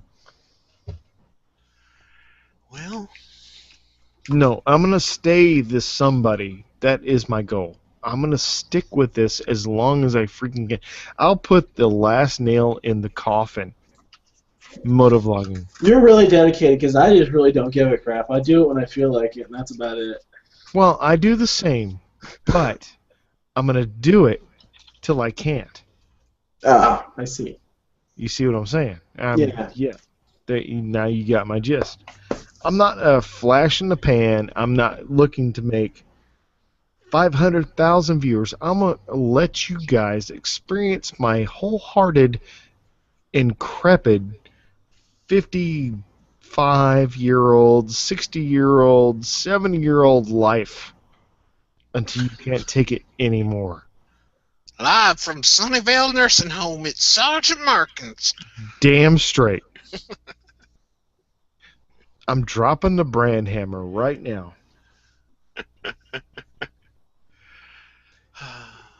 Yep. Check out the new chrome wheels I got on my wheelchair. Fuck yeah. I don't know if any others will do that. Chase on Two Wheels hasn't made a real video in so freaking long. Although he's just turned his entire channel into marketing. Yep. Yummy. No, I've never enjoyed his personality, so. No, he sounds like a whiny something. I can't listen to him too long. And everybody sends him shit on Fridays or Thursdays or whenever his send me shit videos go up. Nobody sends. Well, no, people send me shit, but I don't broadcast it. God. Yeah, there's a bunch. Miss 808. 808 YouTube. Yes, I miss her. I really do. Yeah, she hasn't done anything in a long time. Yeah. I really do miss her. She's a really genuine person. Accidental Broadcast has dropped off the map as far as making normal stuff. I know. I loved him too. And even though I've tried to PM him, Didn't his channel get deleted? It did, and then it didn't, and Sort then of. it did, and then it half didn't. But Okay. he's having legal issues because all of his writing's on illegal property. Oh, really? Okay. Yeah. really, I didn't know that part. Copyrighting the property now. Wow. Well, it's because technically there's no legal off-road areas on Maui, period. Wow. So They want their share. I don't know what they're doing with it. So he's been trespassing all this time. Yeah, pretty much. Where? Which is, I'm assuming it's either land that he's not supposed to be riding on or private property that he's been riding on. Wait, who are you talking about? Accidental broadcast. Oh yeah. Oh yeah. No, it's all trespassing. Oh yeah. So, yeah, we're just discussing YouTubers that have kind of stopped doing what made them motovloggers. So. And I mentioned accidental broadcast kind of lately has just been going, give me money because I want to do different stuff. Yeah. Funny thing is, he's the one that gave me my initial boost when I started my channel. If you go look, my first video has like over 900 views because he gave me a shout out on Facebook. Yeah, you got to be careful with if you're trespassing, where you ride these days, because that's a good point. I didn't think about that. Yeah, he's been trespassing on a lot of private land lately. And he's not like one of those motovloggers that hides his identity. His full name's out there. Yeah. Because if Baker X Derek did it, they wouldn't know who to look for. Chew. That's kind of the reason I sold my dual sport in the first place. I had to trailer it an hour and a half to 2 hours to go anywhere worthwhile for off-roading. So. Yeah, I can see that. But I'm up here. Yeah, you live up where it's amazing. So. Yeah, I'm a half mile and I can be on dirt. So. That's nice. As we speak, I am actually looking for a second motorcycle for just off-road purposes. Now, okay, you live in where? Ooh, me? No. Maui. Oh, okay. Are you gonna post videos of it? I live on the same exact island as Kalani. Okay. So it's going to be a jet ski dual sport? Fuck yeah, I'd totally do that. Jet ski vlogging. Has that been done? Probably. Oh, dude, It's really hard to do the audio. Yeah. I Have your jet ski just floating in the water, and then just like fucking haul ass right up to the water, drop your bike, jump off of it onto the jet ski, start hauling ass on the jet ski. Yeah. Did you go to the bathroom again, Jim? Or Sarge? Oh no, just checking on the wife, man. Oh, okay. Yeah, her back's been hurting her. She took some pills, just making sure she's okay. Is she a pile of Jello? Yeah, pretty much. Good pills. They're good. They're good pills, but Well, she's a doctor. She should be able to get some good shit. So. well, I can't say, but yeah. There's a guy. Whoa. Well, There's a shit. guy selling a BMW 1000 RR for $10,000 in Kihei right now. Wow. Turn that into an adventure bike and take it off road. Yeah, there we go. Here's a 2013 KLR 650 for $3,500. For some reason, I thought bike prices would be crazy expensive in Hawaii. Not for a There's KLR, hits apparently. and misses. Apparently not. Oh, here we go. This is what I'm looking for. 2012 YZ450F. Yes. Yeah, about 5,000. That's still a good price. Crazy. Yeah, not bad. So, question to you guys: why did you choose the bike that you have? Now I know your answer, Joshua. I don't even know what. Okay, first, what bike does everyone have? I know, Markins, you have. So which bike doesn't Markins have? Yeah, I know. I'm like the Oi Dirk of motorcycle vloggers. That's true. I'm a bike whore. I have a feeling I will be once I graduate college. You've got four, right, Sarge? Five. Yes, 4. I've got 4 here now. Yeah. What, 2 Z1000s? You guys- Of course, what's the 4? I've got 2 You Z1. guys, I just found my old motorcycle. My heart just sank. Oh, do we need Oh, to is it start a destroyed? GoFundMe? Oh my gosh. Oh.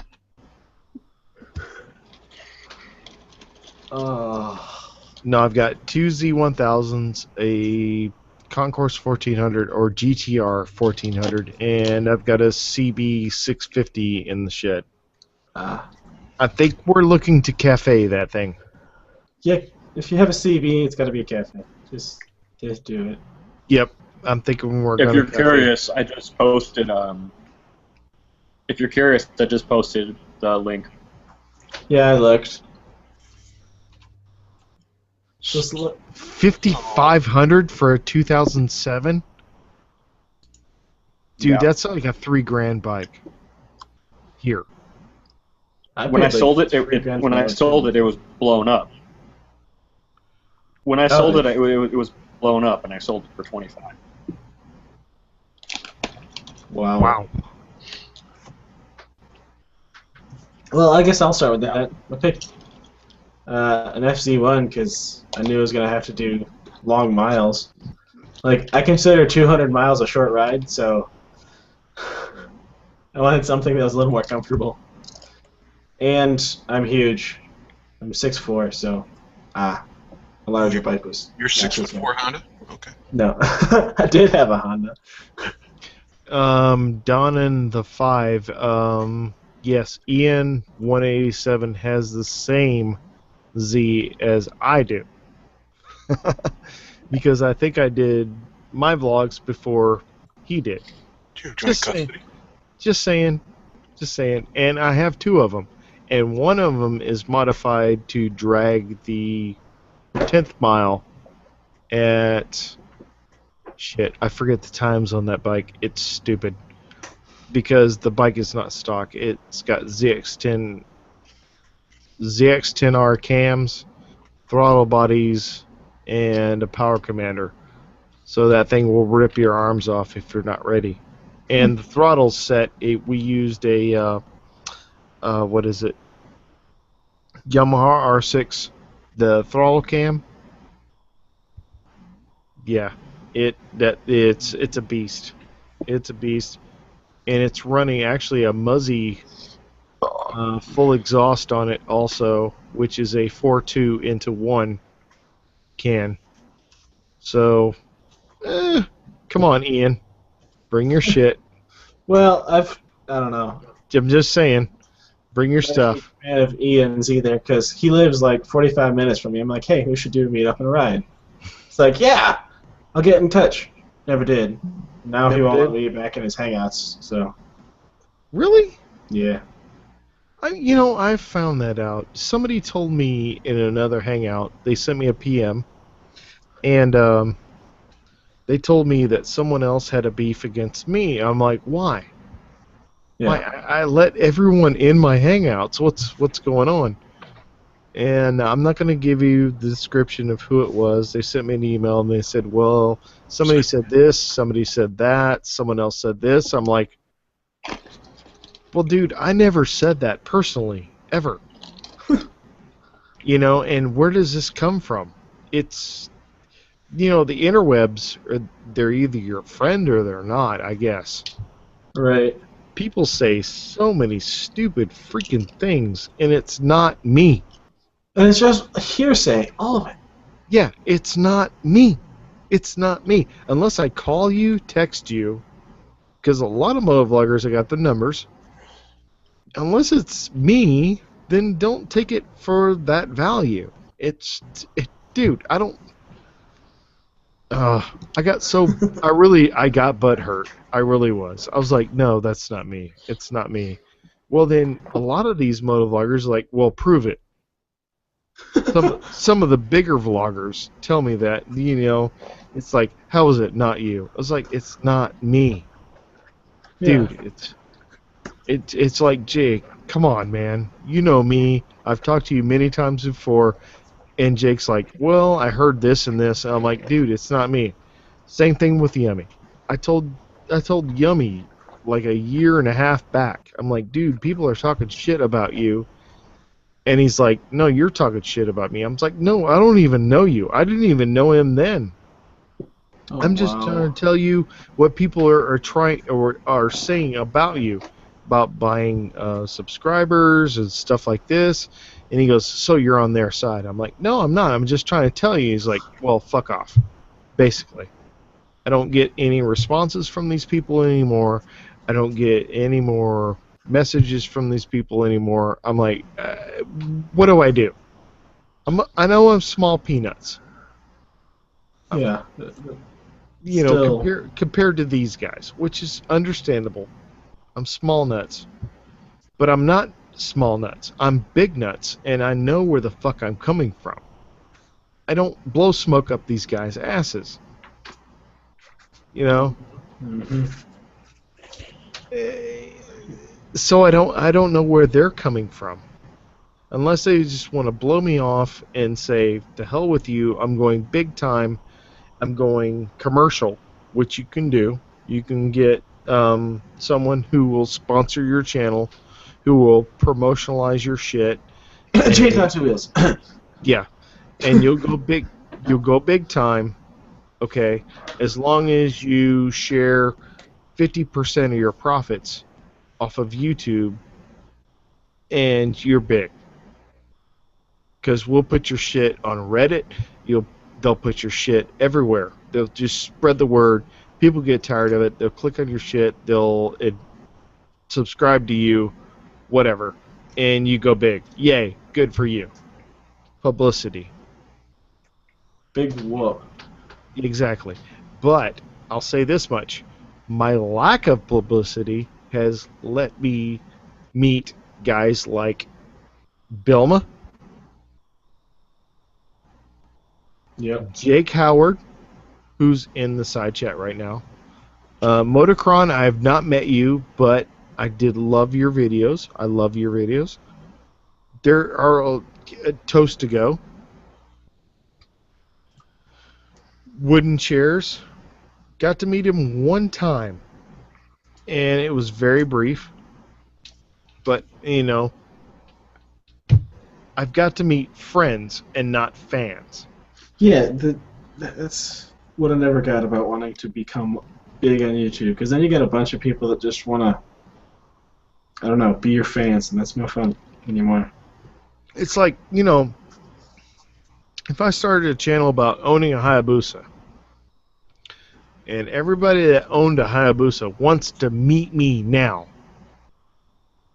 do you want to meet me because I'm a cool guy, or because I own a Hayabusa?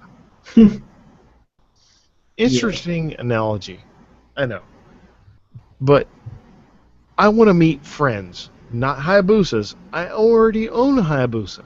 I want to meet friends. That's what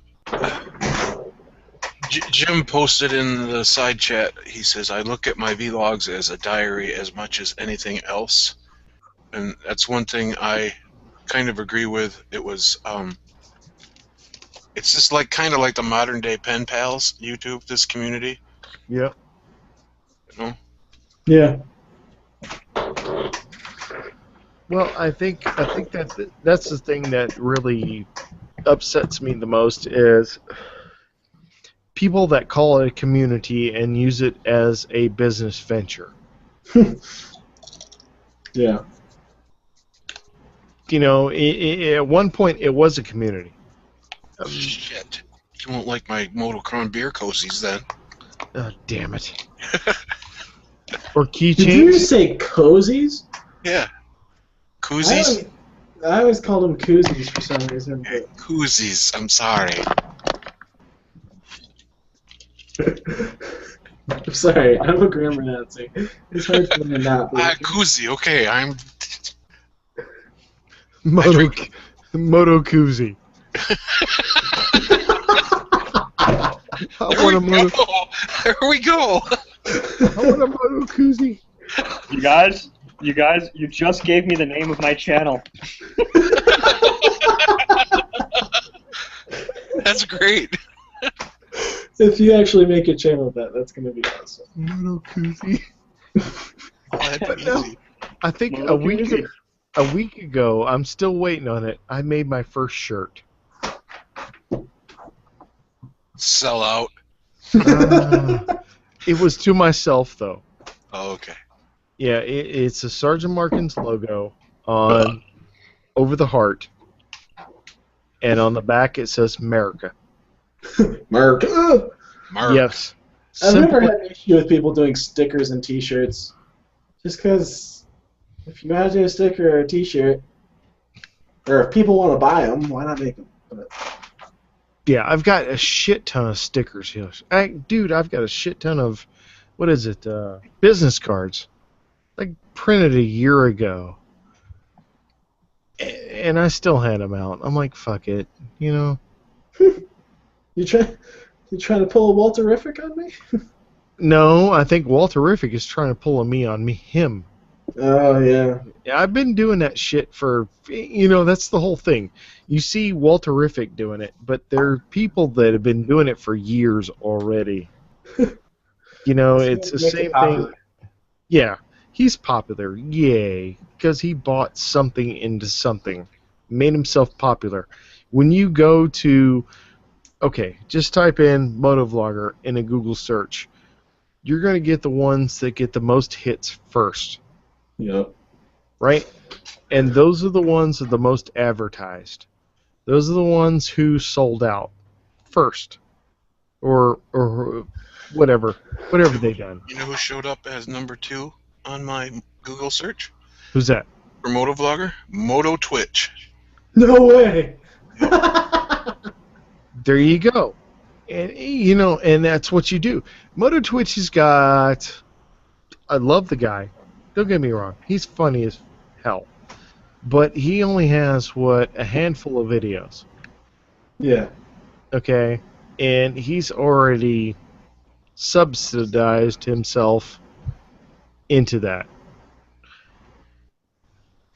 He's done a bunch of T-shirts and he does more hangouts than he does videos. But I mean, Well, shit, there's a Reddit channel for moto vlogging. Really? Yeah. there's an entire website for motovlogging. There's a special forum and everything. It's usually just a bunch of new channels going, look at me, I suck. Look at me, I suck. I had a question about that. It was about 3 months ago or something like that. I'm like, you know, I see all these guys coming up big and everything. I was like, what do I have to do to become a little bit more popular and to meet more people? And one of my friends told me, he goes, suck less. What? You don't suck. You don't. Well, He told me to suck less. It's like, what do you mean by that? He goes, well, your videos are kind of mediocre. I'm like, what do you want, man? He goes, well, I see these guys doing wheelies and shit, you know? And I'm like, suck less? How? How do you... Do you want to see me wreck or some shit? Sadly, most of the people on YouTube don't like intelligent content. They like short entertainment. That's why people like Yummy I6 and Walterific and Jake the Guardsmith go big, because you don't have to be intelligent to be able to follow the train of thought in their kind of vlogs. If you ride your bike every week, or had one stolen, Kickstarter, help me find a new bike. Help me buy my old Magna. Sorry. Like, I literally subscribed to Walterific. A week later, he has a GoFundMe. Click on subscribe. I'm not dealing with people that do that anymore. Now, let me ask you this question. If I did a GoFundMe for someone else, would there be enough appreciation for people to watch that, though? If I did, if I did a GoFundMe for Brand 7701, You familiar with her? Yeah, yeah, definitely. Okay. If I did, and if you guys follow me, I know Motocron may. A few people watching might understand where I'm coming from.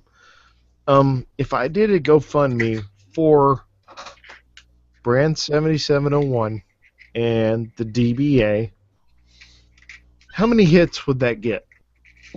It's not what these guys get at all. No, you wouldn't get much. No, they wouldn't. Also, a lot of those guys are also subscribed to me. Okay. I don't want to go down my sub list, but they don't watch my shit. They're just subscribed to me. They're just there. Okay. If I did that, they wouldn't shout it out on their channel. They wouldn't do that. They would probably take it on their own to make their own shout out to Brand. They wouldn't say, "Hey, Sergeant Markin's got to go fund me for Brand." They'd be like, "Hey," they would just cash in on what I put in. Pretty much. Yeah, that's what sucks. Yeah, you have to. In order to make it big as a motovlogger, you have to be a selfish turd, or be at it for a long time and be funny. But but you're right. Nobody likes motovlogs for intellectual thought, conversation, friend making, that kind of stuff. They're just in it for themselves. You're right. funny thing is, once you find the small channels that do actually put intelligent content up, those are the ones you actually talk with. Like in Michigan here, there's a lot of riders with small channels. There's actually quite a few of us. And it's just, those are the cool guys to hang out with because they don't really care about making it big. They're gonna ride and. Yeah. Well, you guys take so long to thaw out. That too. It takes. But I mean, you can put the effort in. Like Greymare did content all through winter. Well, what you do is, I think I did it in one of my motovlogging 101s, is when you go out, make about 2 to 3 motovlogs in one vlog. Just cut it.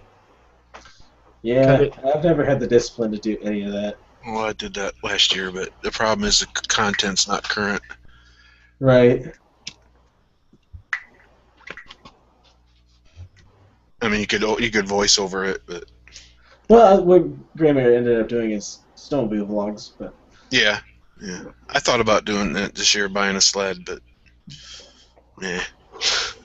maybe next year. Okay. Kill the conversation. Yeah, and well, for me, I've never had the time during the school year to do anything with my channel. So, heck, it's done with the school year now, and I still don't have time between doing more school and a full-time job. And it's raining, so riding's kind of hard to do. Well, yeah, it's tough to put the energy into it when you're working and going to school and. Right. I just, and then when I do get time to ride, finally, I don't know if I feel like talking to people. Right. You know, I've done, 3 videos on my new bike, but since I bought it in October, I've put almost 3,000 miles on it already. So, I don't know. Wow. Cool. Well, that and the vlogs I did make had equipment failures, and then that was discouraging.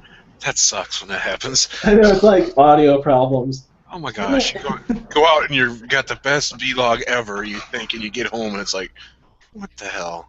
Or halfway through, your camera falls off your helmet. Yeah. That's always fun, too. But, oh well. It's not like people expect things on my channel. Uh-oh. I keep telling people that I don't have a dislike on any one of my videos yet, and still nobody's disliked it, so I'm kind of surprised. Lucky I got a dislike on my last video, the first one, and I was like, what the hell? It was 30 seconds long. What was I dislike about it? I couldn't figure it out. I still can't figure it out. Crazy. All it was me showing my bike on a trailer getting ready to go to Utah. I'm like, getting ready to go! Dislike. Who Dislike. does that? I'm like, what the hell? I guess he didn't like it because I was trailering it. Maybe I should have rode it. Yeah, but you were taking the DRZ, weren't you? Yeah. Okay, that's nuts to go that far on a upper. What? Oh, I would have died. Oh, I did not. Yeah, I did 950 miles the first day on my truck. On my bike, I would have been useless. Toast. Yeah. You'd have had to change the oil halfway through. I mean, just Yeah. especially if it's highway speeds. Single Oh, cylinders at highway speeds, just. Oh my gosh, I would have had to go hang it up for a week and then come home. Oh my gosh. Uh-oh. Who'd we lose? Oh, Sarge is gone. Oh, then our hangout's gonna die here in 5 minutes. Huh. Okay. What the fuck, Sarge? Where'd you go? Thanks, buddy. He didn't even say goodbye. Oh, it's just bit. You just left. Yep. What the hell are we talking about? He'll be back. I think it's his connection. Oh, yeah.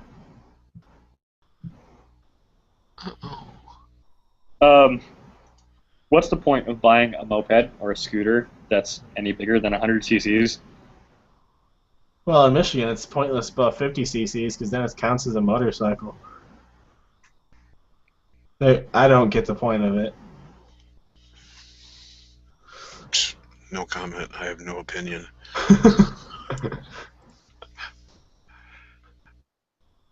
Yeah, I don't know. I'm looking at Craigslist, and there's a 220cc moped.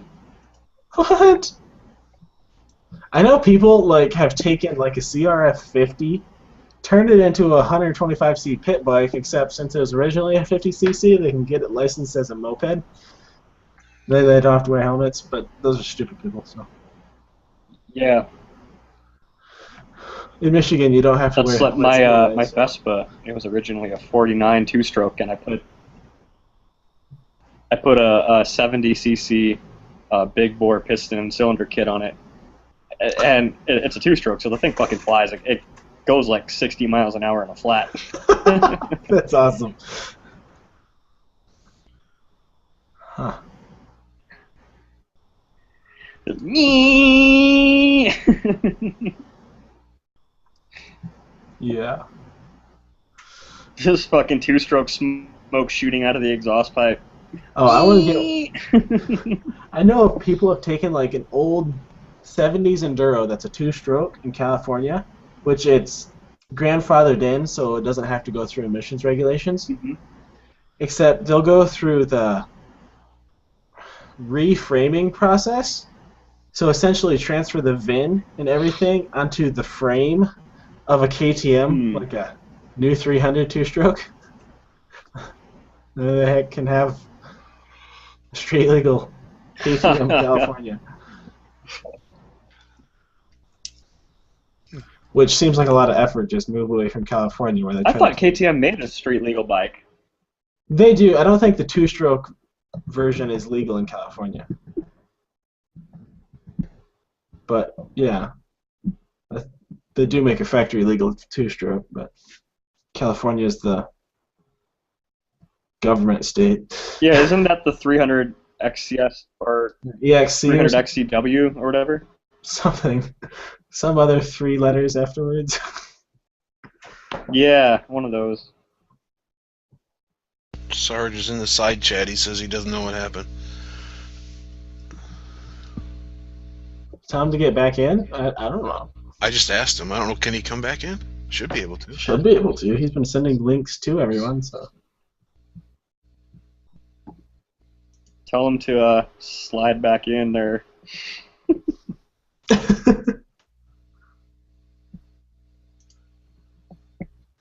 Slide back in here.